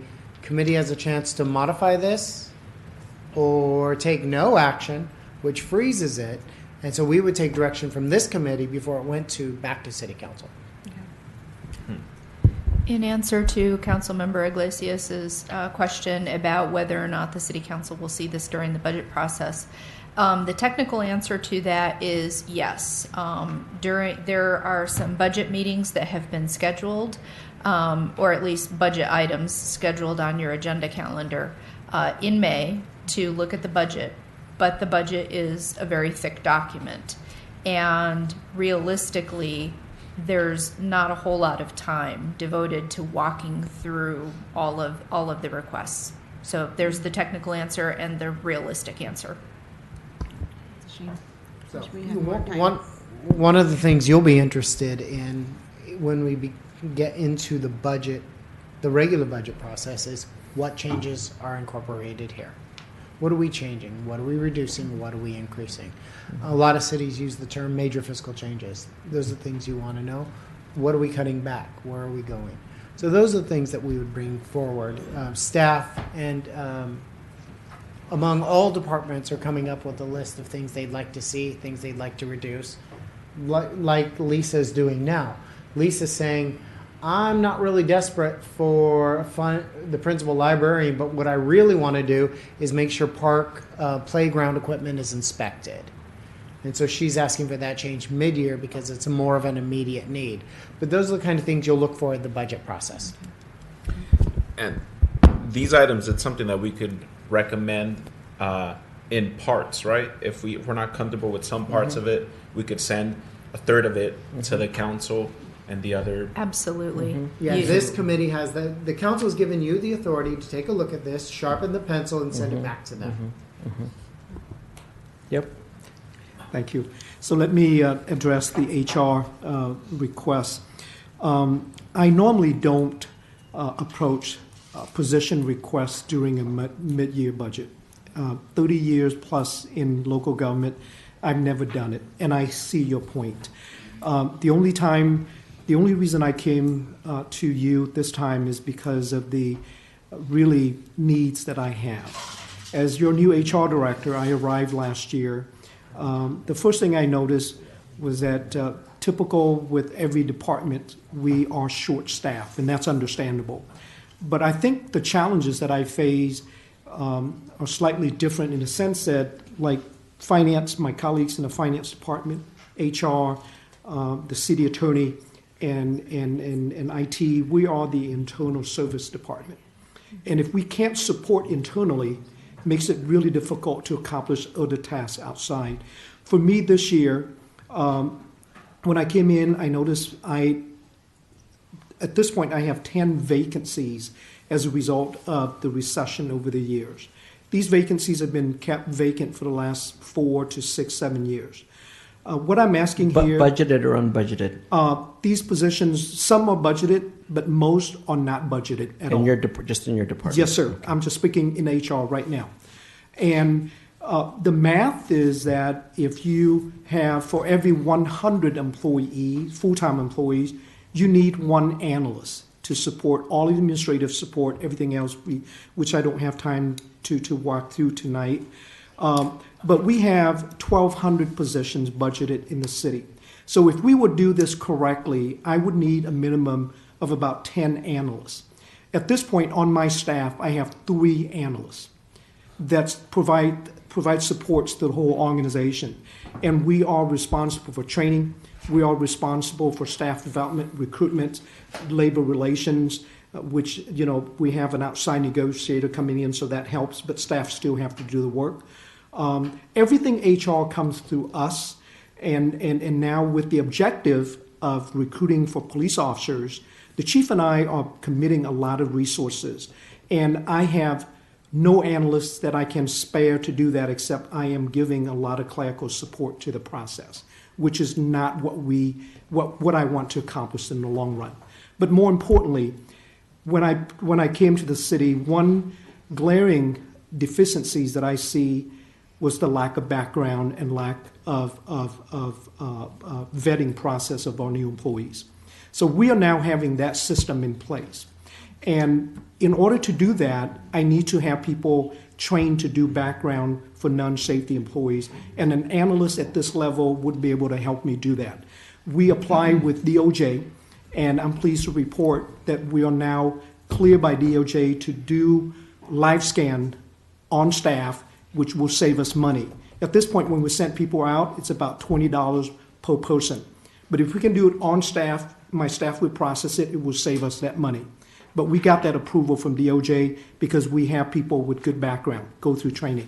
So now with an analyst, I like that analyst to be in charge of that because background requires you to keep it confidential. It will help me expedite the hiring process. It will save us money. But again, come back to the service level. Just like the city attorney's office, regulations and laws don't reduce. They always multiply, and I don't have the staff to do it. And so I'm respectfully asking, if we can't do it, I understand we'll limp along, but a department that took a 32% cut in staffing, it's really difficult to maintain a full service operations. And our job, as the chairman's right, we need to do more recruiting. We need to get police officers on board. That takes resources. It takes a lot of time, and I don't have that resources. We will limp along. We'll do what we can, but I'm coming to you and saying, I need to bring our service level up. I need to bring our standard for hiring up. San Diego deserves to hire good people. For example, just today we DQ 2 people that we do background on. One is a registered sex offender. Before, this person would be coming in and working for us. Last Friday, we DQ a person that was arrested in another state for robbery, but he's on probation. He left that state and applied to work with us. So these are the folks that I believe we did the right thing by doing background and vet everybody before they come. But as you know, that takes resources. And at this point, I have 3 analysts that perform all of these duties across the board. And if I have 1 or 2 more analysts, that would help us. And the cost is there, but I guarantee you it will return in full because we keep the organization moving. We bring in good people. And also the position that I asked for, which is risk management technician. Before I had 5 people in risk manager, and we did everything in-house. When I came, we had over 660 claims. When I came in, I immediately instituted some changes with the support from council that gave me authority to settle claims at a high level. We reduced that down to 500 in a matter of months. And we just recently contract that service out to PTA, which is a third-party administrator. We're now making great progress. I wish the chief was here. He just told me last week he's very pleased to see more police officers coming back to work, is because we're now shifting our resources in the right place. And I'm asking for this position is because I needed people on the 5th floor, which is HR, so I took people out of risk management and put them in HR to do entry recruitments and things of that nature. But now I need a technician that knows how to do processing claim where I don't have to pay at the high level. So essentially I'm reducing the cost because I already shifted 2 people up on top to reduce that 10 vacancies down to 8. And so I'm shifting costs. You see the costs here, but at $258,000, that's basically to run all of these services that we have not done in a long time. And I believe this will help PD, help every department. All of my colleagues said, Stephen, how can we make recruitment faster? And I said, I'm going as fast as I can. But again, with 3 analysts, essentially each of them are responsible for about 30 recruitments each. That's a lot of work. That's a lot of work with just 3 people. And I am even helping out with recruitments for the executive level. And so money is not spent in the right directions. Good points. Council members, questions, comments? Okay. Right here, you state that the annual impact is 258. Is that would be an ongoing cost, or just for this till the end of this fiscal year? No, that's the annual ongoing cost. The requests there of that you can see on 1A, 1 and 2, the 53,000 and the 32,000 numbers, those were for the partial year to get us through to June 30th. But your full annual impact on an ongoing basis is the 258 for Is that including benefits too? Yes. So it includes PERS? Yes, it does. Because we have PERS agencies, so when we hire people, we have to pay them PERS. It's not an option. Okay. And the analyst position, is that a management position or that's just that, That is an entry-level Entry-level. management level, ma'am. They Okay. have to have college degree. They have to have so many years of experience. They have to know how to conduct investigations. We do have investigation that we conduct on a regular basis without using outside sources, because when we go outside, they can be very costly. So we do what we can with assistance from our city attorney's office. and it's what you shared about like recruitment and all that, it could only be done by an analyst. Is there another position that could do this that is less of a impact on the budget? Again, the reason we use analysts is because analysts understand how to do job analysis. So when a vacancies occur, a lot of time we do job analysis to make sure that the jobs are current, up to date. With people that are not trained to do that, we would have to pay them more. Again, they will require, hey, you're working me out of class, so you have to pay me more. So those are the logistics issues that we deal with. And again, analysts are required to have good writing skills. They have to be able to put exams together that are legal and withstand if we are challenged. So there's a lot of skills that goes with being an analyst. So what's the pay for each analyst? Because it seems here it's all lumps, it's a lump sum, so I don't know how much money is going into the HR analyst and also to the risk management technician. Perhaps I Well, it's can- for 3 months. So I just did the math myself for a related reason. So the risk management technician, so it's the 33 times 3, so approximately 100,000, and the human resource analyst, the 53 times 3 is 150. 2 positions, that's 300. Since it's already So up to I'm 58. yeah, so I'm adding the 300 to the 100,000. So I would think that the annualized cost is closer to 400,000 rather than the 258,000 shown here as an annual impact. I'm not sure what the cost differential is there, but that is an approximation. The 53,000 and the 32,000, if we add up both of those are for 4 months. So 53,296 plus the 32,7, that's for 4 months. So if you multiply by 3 to get 3 months, or multiply by 3 to get 12 months, then you get a total of 257,988. But you have the 2 I human rounded. resource analysts, not 1? Yes, 2. That's 2. The 53,000, that's for 2. That's including benefits and everything. For 4 months, right? Yeah. Oh, okay. I see what I did. 150. I agree. Oh, on your math, yeah. because that's for both. The 53 is for both positions, not per individual. Got it. Okay. Yes, sir. correct. That's Good. for both. Good. Thank you. Okay. Any more questions, Councilwoman?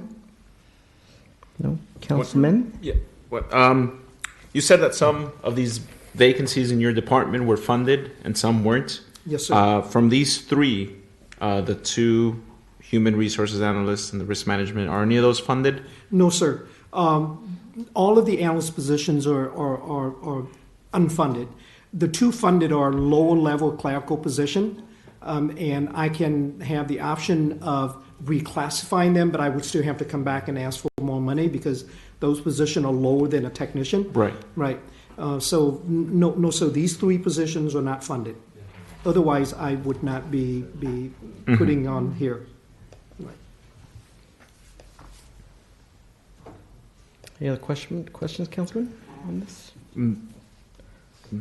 Not right now. I have a couple questions, and probably more comments. And I see Councilman Vegas is also back in the room, so he remembers. Since we started, we've been making as big a push as possible, trying to hire officers, and we even started having more regular public safety meetings, and always having police recruitment updates at every meeting. And honestly, every 6 months, there's a different reason why we can't hire quick enough. 2 years ago, we didn't have enough background officers. We hired the background officers. Then it was, well, we got to do a big marketing push, hire this fancy firm. We did that. More recently as well, we're not doing enough testing. And I think the chief has assured us that he worked with you and you help with that. So that then tells me, and the chief has openly said he's on track to hire 20 new officers by the end of June. So he didn't say only if these positions get hired. He didn't seem to think they were necessary by making those kinds of statements. Again, that's not to say these things wouldn't be helpful. I definitely see that you're in need of one or two of the three of these positions, no doubt, just given the broad responsibilities that HR has. But I really question how. I'm not sure that it's appropriate to say, this is going to help us fill all our police vacancies, because I think there's a whole host of issues and problems why that's not the case. But I do view, based on your presentation, that budget available, and again, seeing competition with other departmental requests, I really do believe that, risk management technician position is very critical, and at least one of the two HR analyst positions, but not knowing the full scope of all the other requests, it's hard for me to say, yeah, we should give you, 3 out of the 3. So those are my only thoughts. As we're beginning to wrap up this item, one thought is that maybe we do pick one or two of these things that we do want to move forward, or that we say do an updated mid-year budget adjustment just so we could see where cash flow is and where how the budget is coming along. But there's a part of me, too, that just views, look, we're going to begin doing one-on-ones with the council, with the community, overall about what our city needs are, and that includes staffing because we're a labor organization. So I do worry that, we fund too many of these things right now. It squeezes us out for what we may end up finding might be higher level needs. So that's my only, kind of conflicting thoughts. I don't know if Acting City Manager Mendoza, if you want to give us recommendations at this point in time before my colleagues make more thoughts about how to move forward with this. And then again, this too is connected a little bit with the next presentation, but I think once we kind of figure out what we do here, it'll enlighten what we do on the next item. I'm still not hearing a consensus from the committee, so I'm going to hold off on my Right. recommendations. Okay. But I think what you have is you have staff from every department that has looked at their own departments at the mid-year, taking the opportunity to look where they need assistance in providing services to the community, and that's the recommendation that went to you as a full city council. And I think they still would commit to these needs being those met. needs. Yeah. Good point. Before we close it off with our colleagues on this one, I did now get a request to speak on this item by citizen Chris Schmidt. Please come on up. Good evening, everybody. Staffing levels in city departments is something that's been interesting to me for the last several years, mainly out of frustration. Whenever I go to a city department and request something, the common feedback I get is we don't have enough staff. And this isn't a comment, some of the city staff is here from these departments, not a comment on them, it's just our city overall. Here's a few that I know of. Before I came here, I stopped in code enforcement. We used to have 28 code enforcement officers. We're down to 10. I believe earlier we mentioned something about conditional use permits. Who enforces those? Code enforcement. They don't have staff. Parks and Rec used to have somewhere about 100 full-time staff. I think we're at half that. The Parks and Recs department is the first department where cutbacks happen. So when we talk about there's these openings that don't get filled, because I'm going to say it like it is. Our former director of Parks and Recs gutted our department. And the interim Parks and Rec director and the new director both recognized that, and that's why they're requesting this funding. Public Works, traffic engineering. My neighborhood applied for 2 parking permits. It took them 6 months to get to my application. And the reason why is because that department is minimally staffed. We did some work on my house a few years ago. The contractor told us it would be 3 weeks before the building department can come out and inspect the work. I don't understand why when we ask for money to fill these positions in these different departments, we're told there's not money yet. There's one department that every year for the last 5 years gets about $1 million at the beginning of every fiscal year budget for vacant positions that they can never fill. And they will publicly stand in this room and tell us we're trying to hire people, but we don't have background checkers. And we need to hire a public PR firm. Yet every year we give them about $1 million and they will tell us we can't hire people. Yet Public Works, Parks and Recs, Building and Safety cannot get money. Think about that. In the private sector, this would never happen. One department gets $1 million where they can't hire, and other departments can't hire because they don't have funds. In the private sector, it's called you use it or you lose it. If you can't spend that money, you're not getting it in the next year. I hope somebody here is asking about the recruitment and hiring process in our city. From my understanding, it takes a long time, and that's why we can't hire people. I understand we put out job openings, candidates have applied, we've interviewed them, and then right before we hire them, the job is pulled. I hope somebody is asking. I don't think it's fair for one department in our city to automatically be allocated $1 million every year and then hold on to it while other departments need this money. That department started off with 51 openings at the beginning of this year. December it went to 61, and now we're at 64. It's not fair to the residents of Santa Ana. Other departments need this money as well. Please, before next year's budget is completed, do a review. See how much money we allocate to that department versus what they actually hire, and see if they need a budget for 51 vacancies. Thank you. You know, and the related concern that I have is right before I got on to aggravate it, they would say we're hiring an additional 10 officers and never really make any effort to fill them. Same with code enforcement. We're going to hire one code enforcement officer to deal with this, another one to deal with that, and then it would never occur. I quickly, once this analogy said, it's like when you promise a kid, a toy for Christmas. The Christmas comes and goes, and then he's out, hey, Dad, what happened about that little truck I was going to get? Oh, I'm going to get it to you next Christmas. Don't you worry. And that's what it's been, and it's been frustrating. I think that's another reason to why we got to be a little more methodical and open and transparent about these items. Councilmember Penalosa and then Iglesias. Yeah, I agree with a lot of what the resident said. I just used this example with some friends the other day. A friend of mine applied at OC Sheriff's, applied at Anaheim PD, and applied at Santa Ana PD. He received emails from Anaheim and OC Sheriff's. OC Sheriff's scheduled him for a week away for a testing, PT testing, background, you name it. And I was like, what about Santa Ana? He's like, I got a thank you email, but that's it. So he still hasn't heard from Santa Ana. It's been 2.5 weeks. By this time, he already tested for OC Sheriff's. He's already going through that hiring process, whatever it is. So I could only imagine how many across the board departments are getting the same response in time. So I see the need for these HR positions because that's only going to help fill all the other funded vacant positions across the board.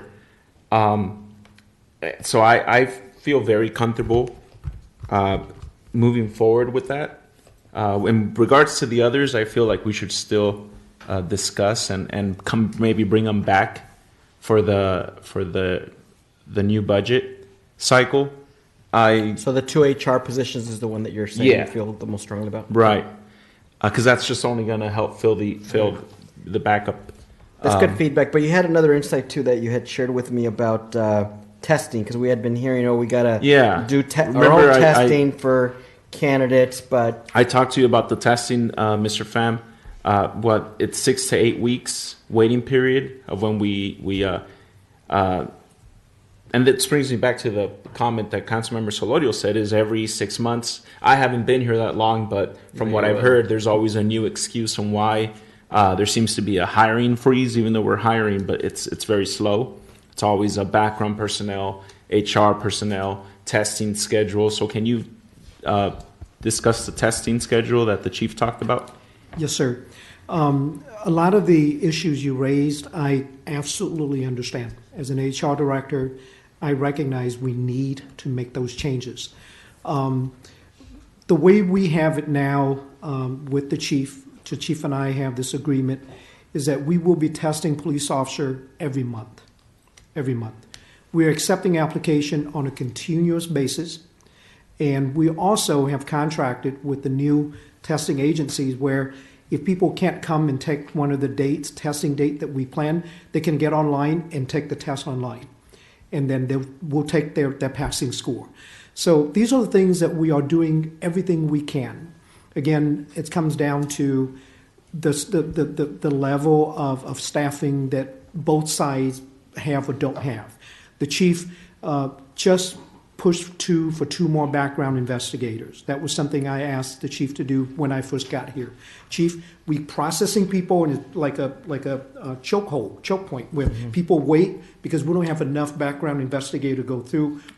So let me pause you there. And sometimes Yes. it's not that I want to cut people off, but I also don't want everybody to be here all night, especially our staff. Yes. But the focus is on the testing right now, and I think we're all learning about this. And so what you said, what the chief has said, makes some sense. But then apparently there's another layer of information about these tests. Why don't you share with us what you learned about the tests?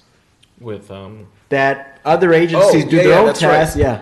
Other agencies, OC sheriffs or Anaheim, if they do send out, like my friend, for example, that did his testing on Saturday, he could bring those results and they cross over to our department because it's a statewide test, and it translates to different departments. Yes, sir. So that's just a key point, because we thought it could only be our test and our schedule, but what we're finding is, and many of these candidates will take a test at Long Beach, LA County, Orange County. So the reality is they can take those test results here and not even need our test. The test is approved by post.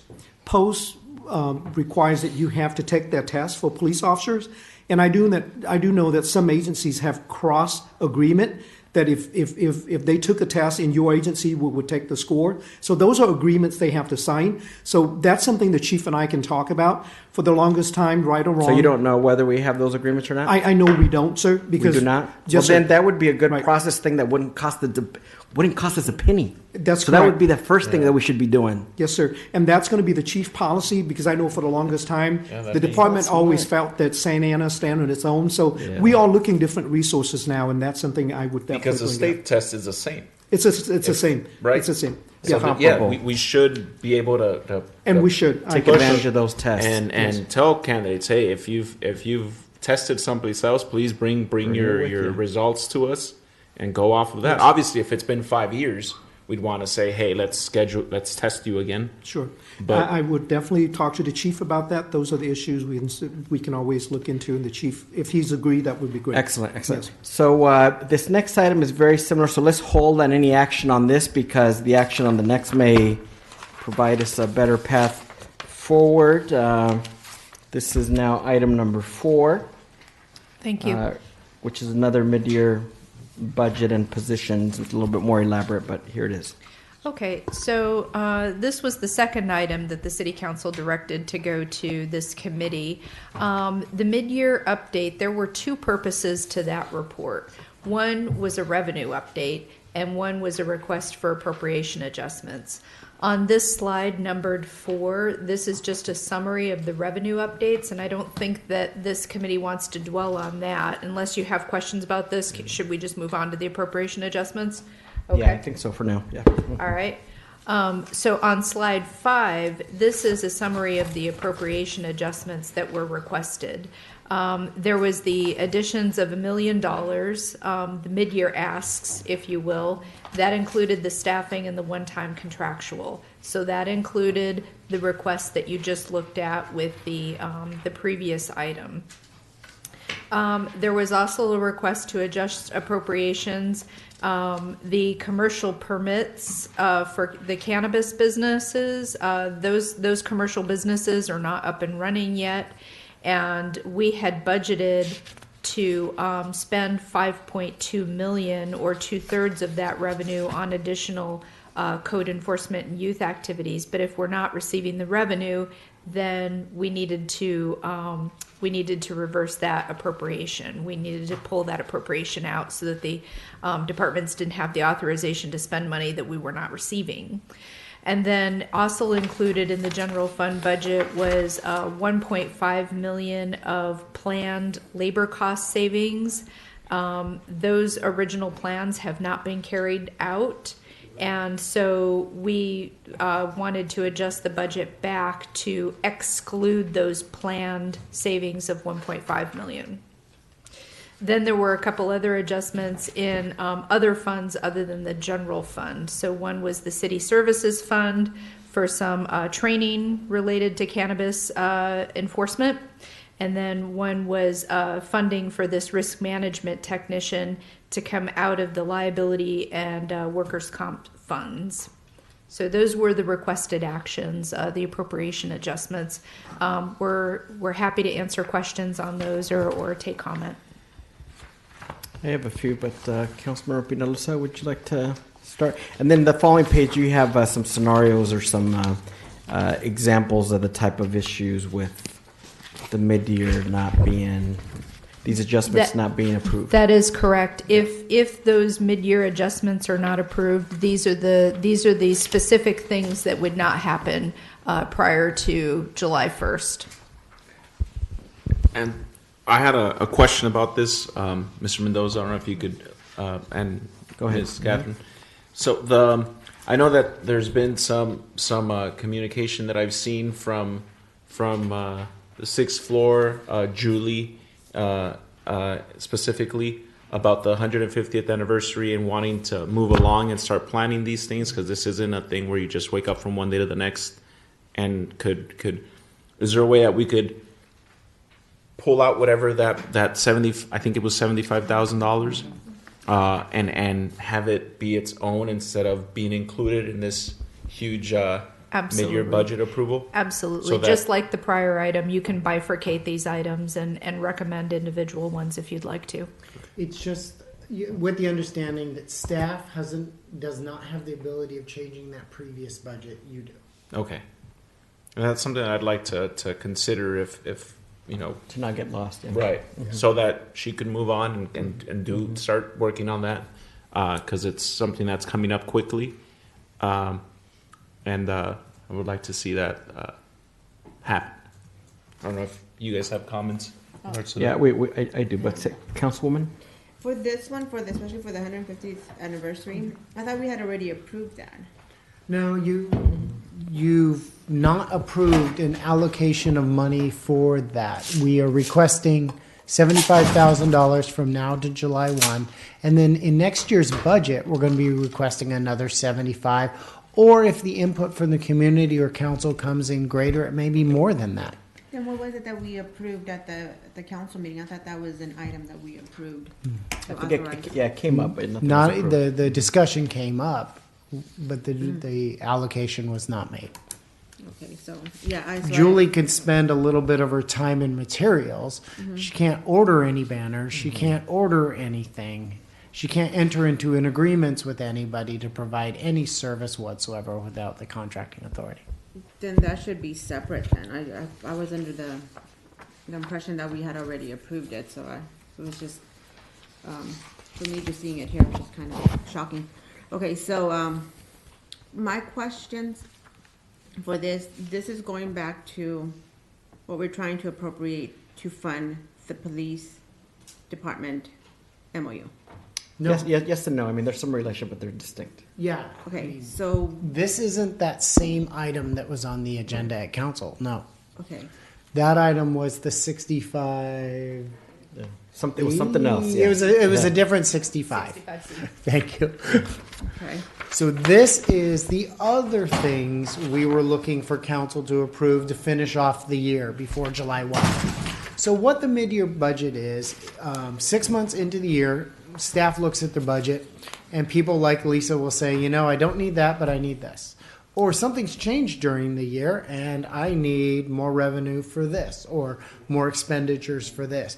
It's a chance for all of us to shake out our departments and see what our needs are and what has changed with the community. You know, Colt is a big thing. One year we didn't know we were going to do Colt, and in the mid-year we all of a sudden had to do Colt. So those kind of things can occur mid-year. So our obligation of city staff is to come back to city council and say, this is what we envision for the next half of the year. This is what we would like to get funding for. We didn't think about the 150th anniversary. I'm sorry, but now we thought about it. Can we get it in the budget? Okay, so it's going to be, so this is money that you don't have in your budget. You want this from the general fund. That is correct. Okay. Okay, I'm not comfortable with it. The only thing that I would agree with would be just moving the 150th and just moving that one forward, because that one needs to be funded. The rest, I'm not. For me, just for the sake of time and clarity, I agree. But even on the 150, I would suggest that, especially in light of we increased the city manager's budget authority, that you could fund, $50,000 towards the The authority that was given to the city manager is contracting authority, not budgeting authority. Oh, because that item's not in the budget yet. So that one we would need to do. The formal date itself is some date in October, but we do need to do some things ahead of time. So I would agree. Probably of all this, that's the item that I would like to move forward to the council for approval, or at least that's probably where we have consensus on. I know Councilmember Vinalosa really was hoping to do something in the HR area. I don't know that I'm comfortable recommending all three positions, but if there's one that you think based off your meetings and insights that you really want to recommend, I wouldn't mind recommending one of the three positions, but again, not seeing all the other requests from the departments, I'm uncomfortable approving all three. Maybe we could do one human resource analyst and one of the risk management analyst. I mean, I'm saying one of the three personally is what I would be comfortable, not two of the three, but and with Parks and Rec, I also think of summer's approaching, and there's going to be a higher use of our parks and our equipment and our facilities.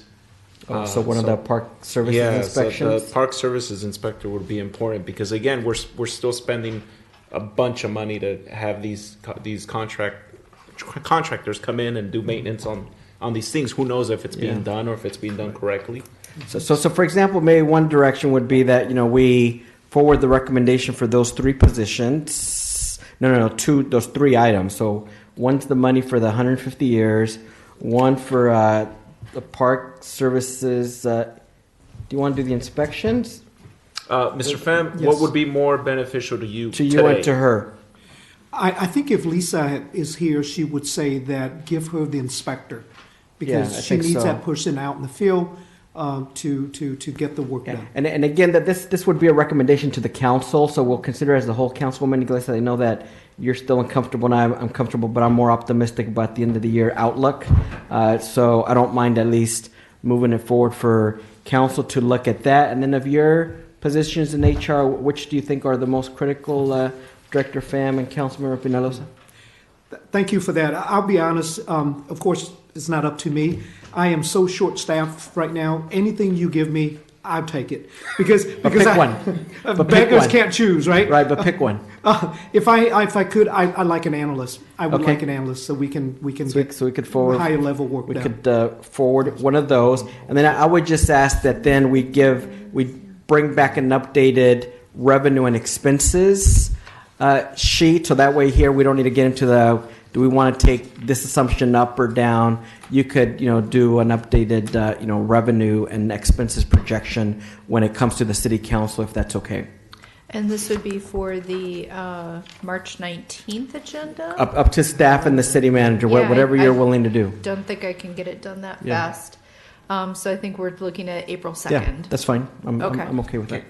Do we have room to squeeze the 150th stuff on next week's agenda?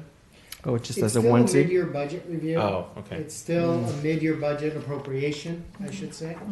I think you would want to do it all at once. Are you gonna Yeah, bifurcate it? I think maybe though the city manager though can give Julie a call and let her know that there was support on the council to at least If start. 3 of you say yes, I'll tell Well, them. no, but you could say that 2 of the 3. I mean, if it was 3 of the 3, even better. But I think you heard from the 3 of us that there was interest, so I think you The can. 150 I'm not I'm sure comfortable. yet. Yeah, 150 I'm I'm comfortable with it.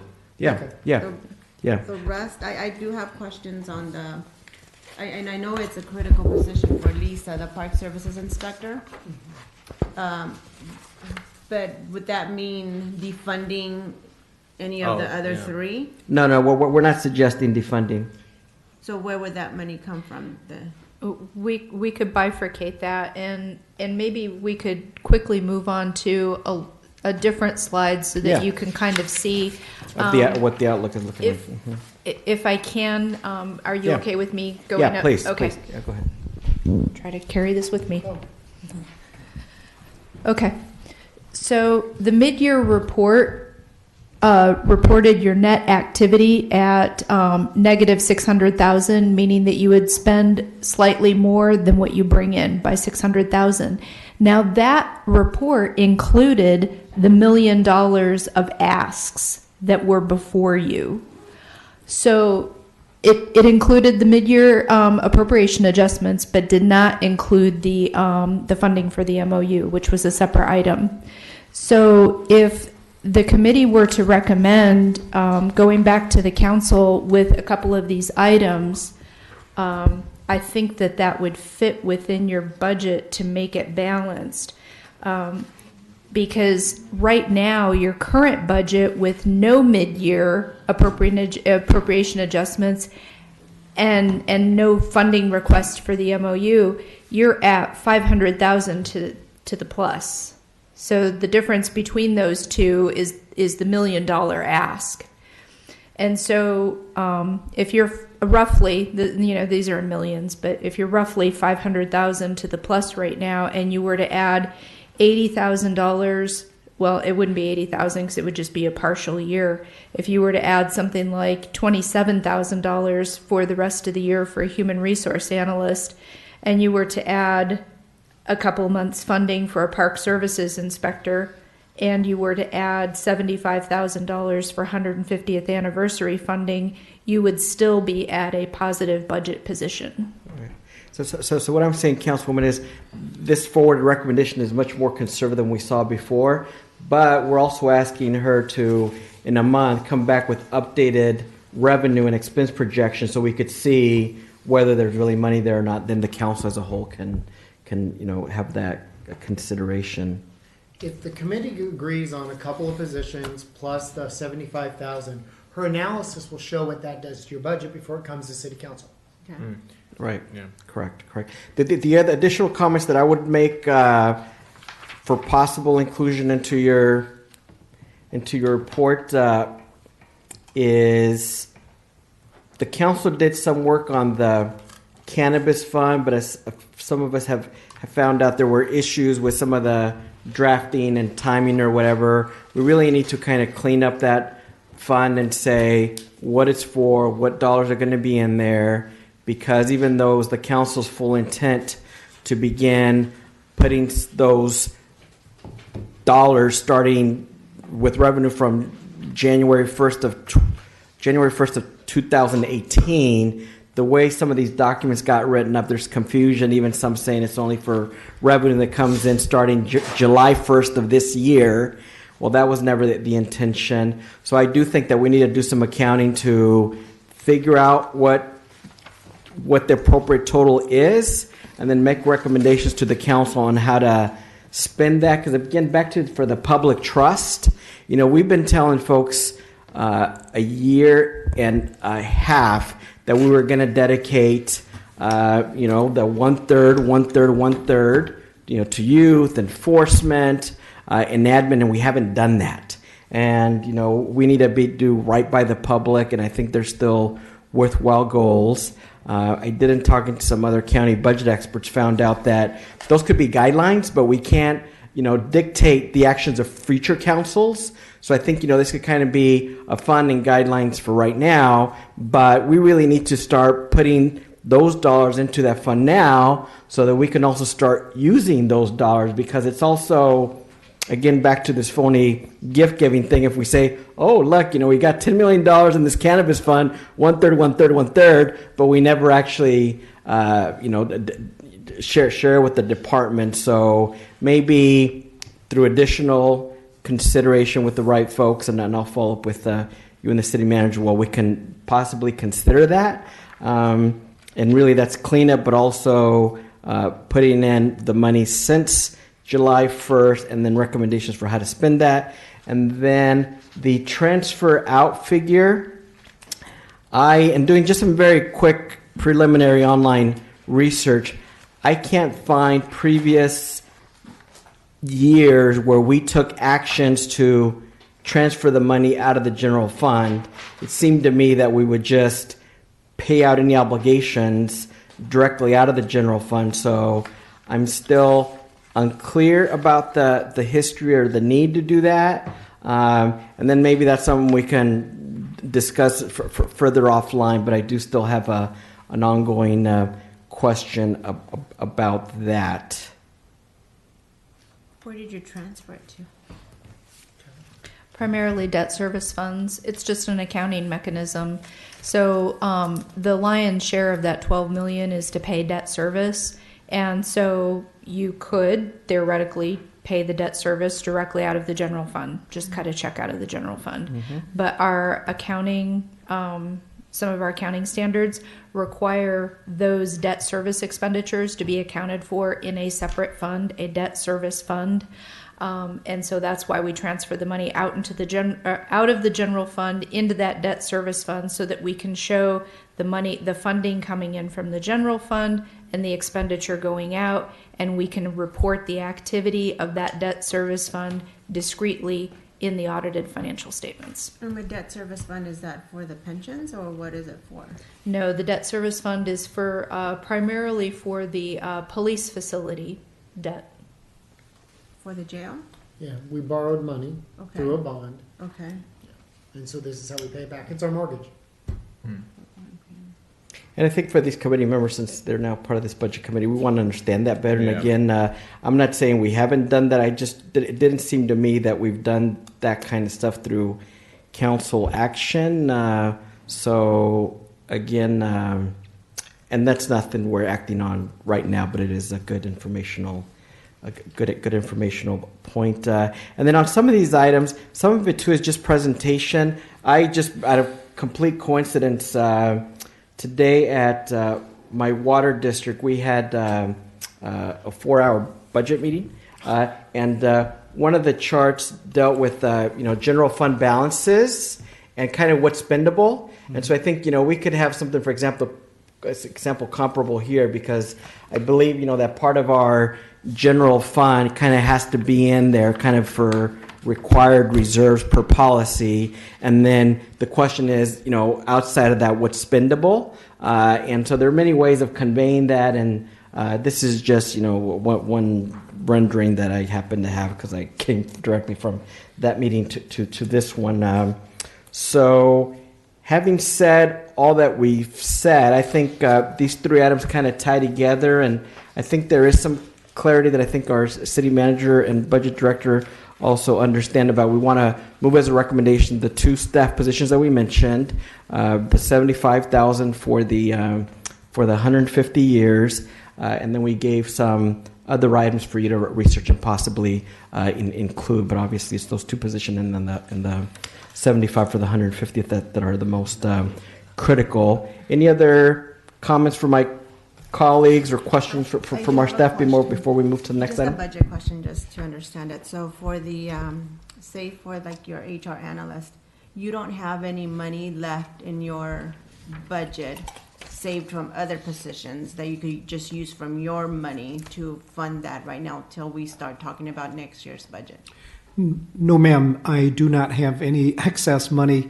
Otherwise, I would not be asking. I The just only have no department money. that really is in that situation is PD, where they have just an abundance of budgeted vacant Yes, position. ma'am. All the other departments have, 1, 2, or 3, but they're in the process of being filled, or they're just a little bit of flexibility. And the same thing would go for the parts, for Lisa's department too. Yes, the Parks Department is good in a sense that they do have the position funded. That's why they want to reclass that over to Parks. But for my operations and that of the police chief, we have to ask for funding. I can't speak for the chief's budget. I just know that for my situation, I just don't have that kind of the money, ma'am. Okay. Oh, by the way, that reminds me, because some of the positions that you're thinking or you say are critical to filling positions in PD, as part of the budget report, what really should happen is they should share a little bit of money from their budget unfilled vacancies to essentially fund that position. So you take out, $150K or $200 from PD, move it into yours, and then that way they can actually fill the vacancies Yes, sir. that they have. Yes, so the truth is the chief has done that already. He has helping us with some money for some of the clerical support. But can we ask for more? Absolutely. It's just we have to work it out. Well, that's my. right. It's just like how can within departments it's the same money anyways. It's It's the same team. It's the same team. So why could if they have money left, why couldn't they? With their unfunded position with the vacant positions that they have that are funded, couldn't they say okay, you'll have an HR analyst that is just just for their purposes, so you can help recruit their. Imagine a city manager that took that lead and did that. By doing that, I could reprioritize all of your needs and wants.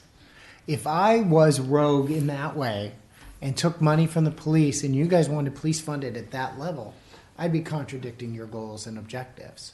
So you want to have this level of checks and balances in a city process to where we come back to you and asking for those cross-departmental. Library is very important to you. But if let's say I didn't listen to you and I just decided we're taking money away from the library, you wouldn't want that. So that's why the budget is a policy document. A budget that you adopt for July 1 states what you want us to do for the entire year.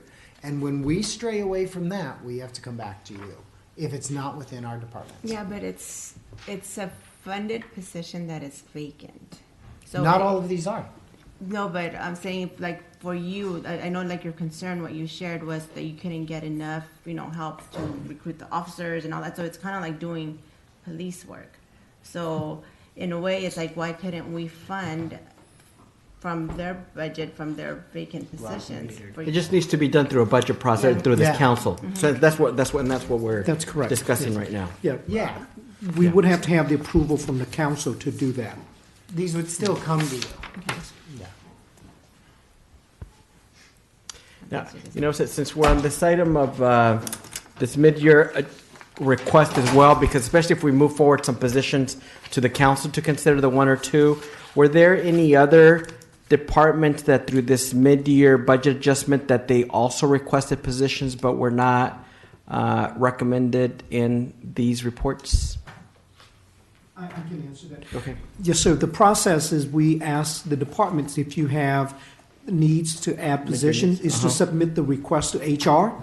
And police and parks are the only two that submitted requests for additional position in addition to HR. So all the other departments got the similar ask, but you didn't receive any requests from planning and building?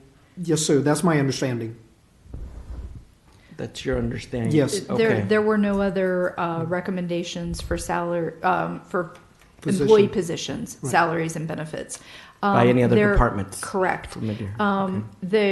Just to dovetail on a public comment that was made earlier by Mr. Schmidt about the slow building inspections, one of the asks from the Building and Safety Department was for contractual services to help with that backlog because they know that they're behind on building expenditure or building inspections. And so they actually asked for contractual services to go out and hire a consultant to help them catch up with their workload, but not salaries and benefits for employees. How come that's it's on the mid-year? The impact if mid-year is not approved. That's correct. That was one of their asks. Oh, okay, but it's okay. Never mind. But It's it not wasn't part of it wasn't a body that is an Yeah. employee of the city. Right. Okay. A lot of times, departments will go for a temporary position through a contract. We'll hire an engineering firm to provide inspections for a while because of the ebb and flow. Right. If I think I'm going to have a really busy department for the next year, I don't want a full-time personable employee for 5-10 years. Right. So the contracting allows engineering, Fawad does it a lot, and so does planning and building, to handle that ebb and flow of business going up and down. Okay. Yeah. Excellent. I think we gave some very good direction for this, and it'll come back to the council. So though there's more time to consider and work on this. The last item almost the last item for today is, but substantively, Measure X. Today we don't want to have the broader conversation, but we got to start somewhere. We haven't had any conversations about Measure X, and so at least just a conversation about what kinds of things can be funded. Can we, before we start that, Yeah, can we yeah. just take a 5-minute break? Yeah, sure. Please. 5-minute break. Okay, thank you. Okay, I'll be right back. Thank you. Now everyone's going to take advantage. I was water drinking. Whose chips are these? Are these Yours. They're yours. The group to wrap up, we have one substantive item and then just some general reports. For this Measure X item, as I began to say, it's not our intention, and it wasn't noticed that we could start, giving parameters on how to spend it or much other. But I think there's been at City Hall and externally a lot of questions just about what kinds of things can you spend this on. And so I think it would just be good just for us to get a little refresher on what was in the measure, and then just some of the broader questions on, can it be used for contracts, can it be used for staffing, can it be used for equipment, that sort of thing. But let's just start with the good material that Director Downs put together for us. So please, Catherine. Okay, thank you. The ballot language included maintaining 911 response, retaining firefighters and police officers, and of course the city contracts with Orange County Fire, addressing homelessness, fixing streets, maintaining parks, youth and senior services. And so that was what was included in the ballot language. The sales tax Measure X money is in actuality a general fund revenue, which means that it can be used for any legal purpose of the city. But those were the items that were listed in the ballot language that the voters saw when they voted on Measure X. I guess a couple of initial questions. One, the reverse of what you just said. What can't we spend it on? Well, illegal purposes. Illegal activities. illegal activities. But other than that, anything that we as a charter city are as empowered to do, we can. Yeah. Because Councilwoman Iglesias would know from her school board days that with like school bonds, which is a more common, financial instrument for capital on the school district side, they're often in their measures will say you can't use any for administration, you can't use any for this, for that. This was done pretty broadly, and really, I see it's for addressing, homelessness, public safety, infrastructure, and unrestricted general revenue purposes. So that's everything. So that includes salaries, PERS costs. Absolutely. All of it. And it was, one of my concerns when this got approved by the council last year, that we didn't have conversations about should we make any restrictions. It was just by the council majority at the time and the city manager, this is what they came up with, and they had their votes, and there was no changes to this, let alone, or even conversations about any parameters, amounts, et cetera, other than just, a penny or penny and a half and how many years. And because it's general fund money, we don't have to spend it all per year. So if we wanted to keep it in reserves or come up with other policies, whether it be to pay down debt, which, even Gavin Newsom, he's suggested with his surplus to put down some money towards, paying down pension debt. So I would think that that would be an option for us as well. But this is good, just overall in information, and I would think, and this is a little bit related, it's not fully on the agenda for a broad conversation, but maybe after we hear some Q&A from my colleagues, I am interested in the budget presentations that are going to be made to the community starting very soon. What kind of conversations, if any, we'll be having with the public about Measure X. On the whole, getting input I'm fine with. Where I do have a little bit of concerns is if staff's going to be making recommendations on spending any dollars, if those ideas haven't been shared with us. But we'll wait for that a little bit. Colleagues, councilmen, any questions about Measure X spending requirements? Well, my question would be, I know right now we're in the process of, recruiting for the oversight committee. When is that going to be finalized? As soon as we have a quorum appointed, we can commence having meetings. Okay, so what does that mean? That means that, there's 7 members on the committee. So as soon as 4 of them have been appointed and ratified by the city council, we can begin to have meetings. So the city clerk's office, or the clerk of the council, has an application. I believe that they have it ready to go. Is it? Yeah. So it's out there in the public. Yeah. So it's out there. People can apply, and the process that was outlined in the establishing resolution basically says that when somebody applies from whatever ward, that those applications would be forwarded to the appropriate city council member. And the city council member, theoretically, let's say that 3 people applied from your ward, Councilmember Iglesias.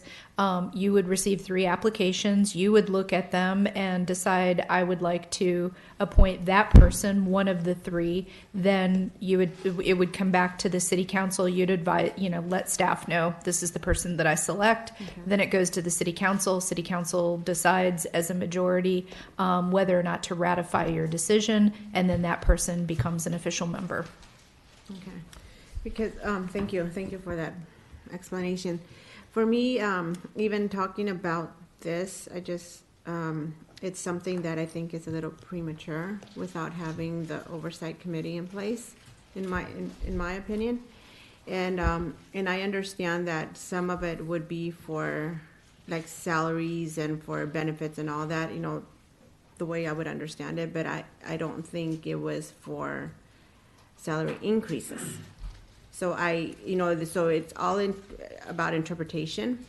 So I understand about we have to staff more, maybe we need more positions to staff the police department to do jobs that right now they can't because they're strapped with personnel or for the parks. I know we have to fill those positions and for the library, but I feel it should be this should be more of a bigger discussion of how to spend this money. And I know that this is just just for a general overview, but when are we going to be having more of a in-depth? When would you recommend? I mean, part of it is hearing from them, but if you have thoughts, please share. Me, I would say the sooner the better, that it's because then this way we can start planning on how we're going to be spending this money. So I think if anything, we should have some type of, I don't know if we're already doing some type of survey or some type of community input, saying how would you like your your Measure X money to be spent. If I could just clarify a few things first. The community budget presentations do begin tomorrow night. Mm-hmm. That's the first one. There are no recommendations from the staff in the presentations about how Measure X should be spent. It is more of an exercise to get community feedback, which is exactly what you were just requesting. We have some questions in there, basically, an informal, unscientific method of surveying the residents who attend these meetings. We just let them know what strategic plan goals we've achieved over the last year. We give them an overview of the city's budget process so that they have more knowledge to be able to participate in that process if they wish. The other things that we give them is an overview of our current year budget, so they just get an idea of where do we get our money from and what do we spend it on in general. And then we have a few project updates, infrastructure projects out in the communities, or in the community, and we just have a little bit of information. The applications are currently being accepted for the Citizen Oversight Committee. So that's pretty much the extent of it, other than just asking for their feedback on, what would you like to see us spend the money on? So no staff recommendations in those presentations, and yes, we will be asking for feedback from the On community. Measure X. On Measure X, yes. And everything else. And everything else. Yeah, Yes. and so then they'll know it's the $60 million and all that, so you'll explain to them how much money we have. Yes. Yeah, but it's specifically not for that. we're not going out to the public for a shopping list. But we will be looking for CIP recommendations, streets, those kind of large CIP projects that they're hungry for, that may already been in the CIP, but they're in year 2, 3, or 4. CIP. Capital Improvement Plan, it's a budget that Fuad's team puts together, probably a 7-year plan. But yeah, go ahead. So, Public Works came up with a list of projects that are basically shovel-ready. That includes some street improvements, sidewalk improvements, tree-related, so maybe paving alleys. We recommend that, council considers this list because it's something we can start on it immediately, and it shows results. Most likely, people are anticipating what the city is going to spend, this money on. So this is something that we are ready to start spending on with your authorization, or with council authorization. We'll be glad to submit it, along with maybe any other department that may have their own list for your consideration. So. But this is not part of the public. It's not part of the okay. process yet. No. Okay. What Fuad is talking about is kind of a wish list of some successes that we can do in next year's budget if authorized. So we already have a list of things that Lisa's interested in doing and Fuad's interested in doing that are tangible, touchable, physical things in the community that you can end up taking great pride in if approved in next year's budget. Quick results, yeah. Yeah, low-hanging fruit. Things we can get done faster, pavement we can get done faster, trees we can get done faster, parks we can improve faster, park equipment that we can do faster. Those kind of things. Because we're often concerned ourselves of where that money may go, and we want to make sure that you have a say in it. These are one of those ways that you can have a say in the expenditure of that money for that first year. Is some tangible projects that you can go to grand openings for, that you can go to groundbreakings for, that we can actually have things that people will touch. And use. Yeah. Okay, so then how many meetings do you have scheduled? Currently, we have, the community budget Yeah. meetings, there are 5. Okay. With the oversight committee, I got a couple of messages on Facebook from people that have been like, "Hey, I'm interested. What do I need to do?" But they're like, "Can this work with my work schedule?" So these are going to be quarterly, right? Or The establishing resolution called for a minimum of quarterly meetings, but additional meetings can be called as necessary. And the committee itself can decide when they meet. okay, so got it. That answers that. So yeah, definitely. Like you said, I'm my kind of direction of where this money should be used is it should be things for the community that we're going to see right away, and beautifying our city, our parks, our streets. And there has been just negative feeling about the city and the city council over the last year, and it doesn't seem to go away, whether it's development projects or contracts. It's never ending. And it would be nice to have something where we could say, like, look, community, Something yes, positive, yeah. we were taxing you a sales tax, but here's a great park that's a lot nicer now, and nicer streets, and a green median, something so simple that other cities have and we don't. And our So- team would like to get you there. Yeah. So those are just my kind of thoughts on where I would like to see this money being spent. Something that we could, as a community, see and enjoy. And that's pretty much it. Good. But I would like to see the input from like what Councilmember Iglesias said, from the Oversight Committee and the community budget meetings of where we would go from there. Our hope is that the oversight committee feeds into the budget process. And then once they've made a suggestion, you'll see it in a recommendation from them when the budget comes.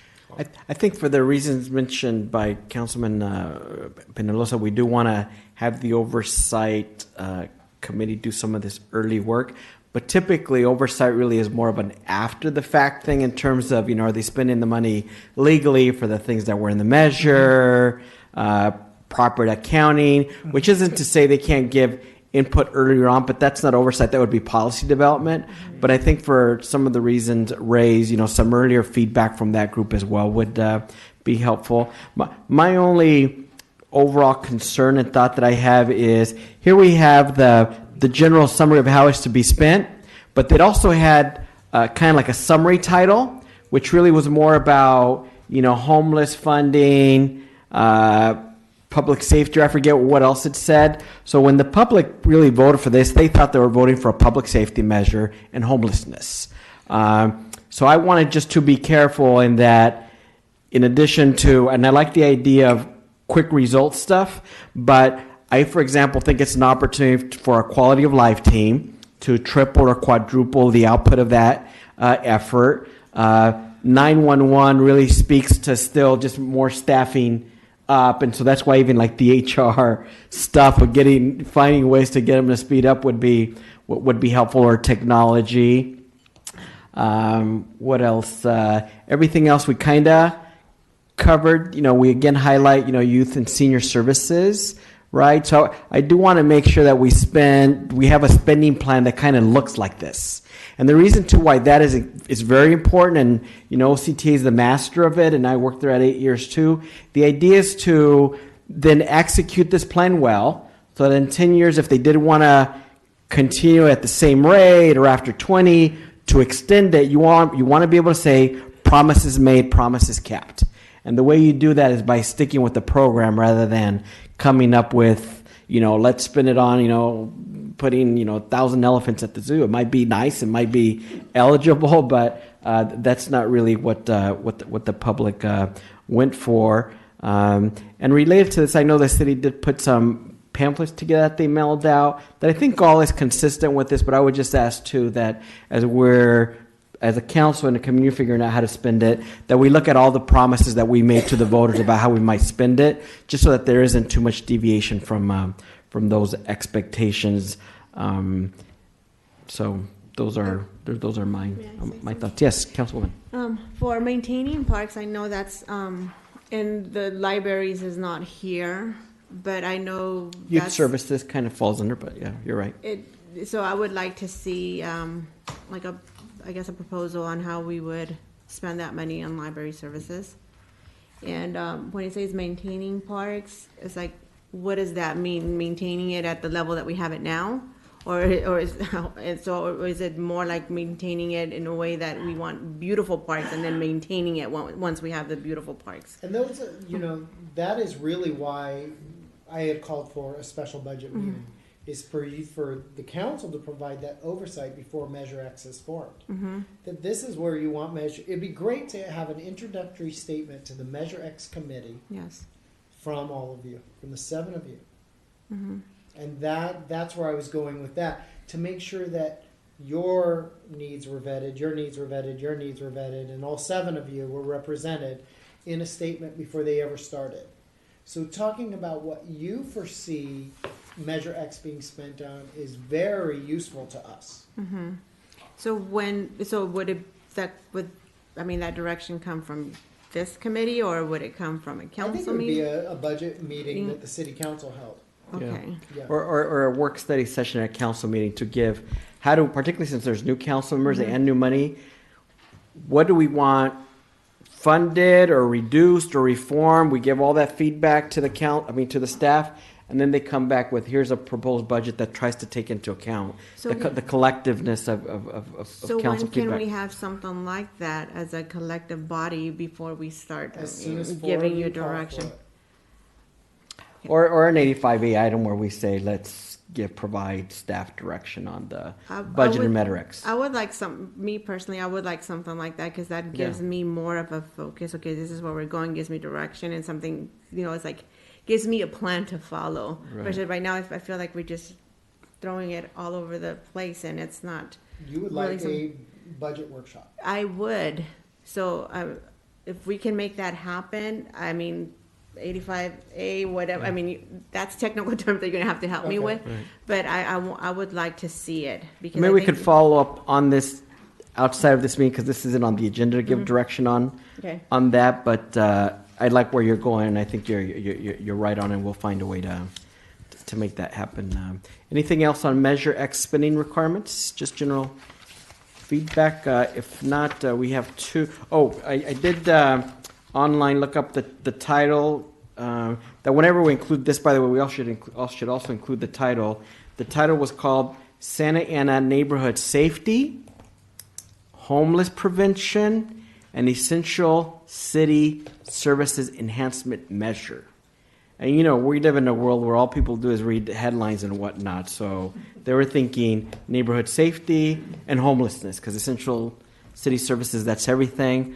Another way to answer part of your question earlier too, Councilwoman Iglesias, there was no language about saying you can't do what's called supplant, which is to just say, take money to fund something that already exists and then move that money somewhere else.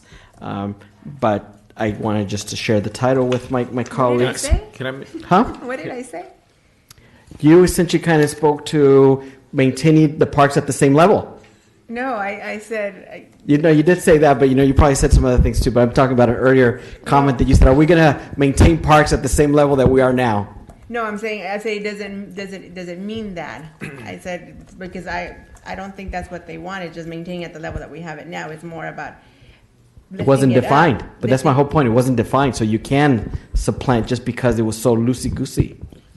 But It I allows you think- a little freedom. Yes. I have Thank you. a comment with the even though that homeless language or statement was there, I keep thinking of the we all heard the amount of money that the county had been sitting on without doing anything for the homeless. So I don't feel comfortable as a city. We should put pressure collectively on the county, and I know that's a different conversation.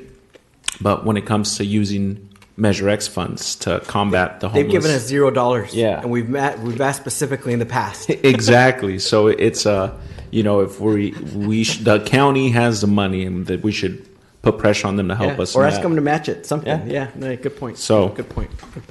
We have now next, before we can all go home, we have staff comments and committee member comments. Staff comments. City Manager Mendoza.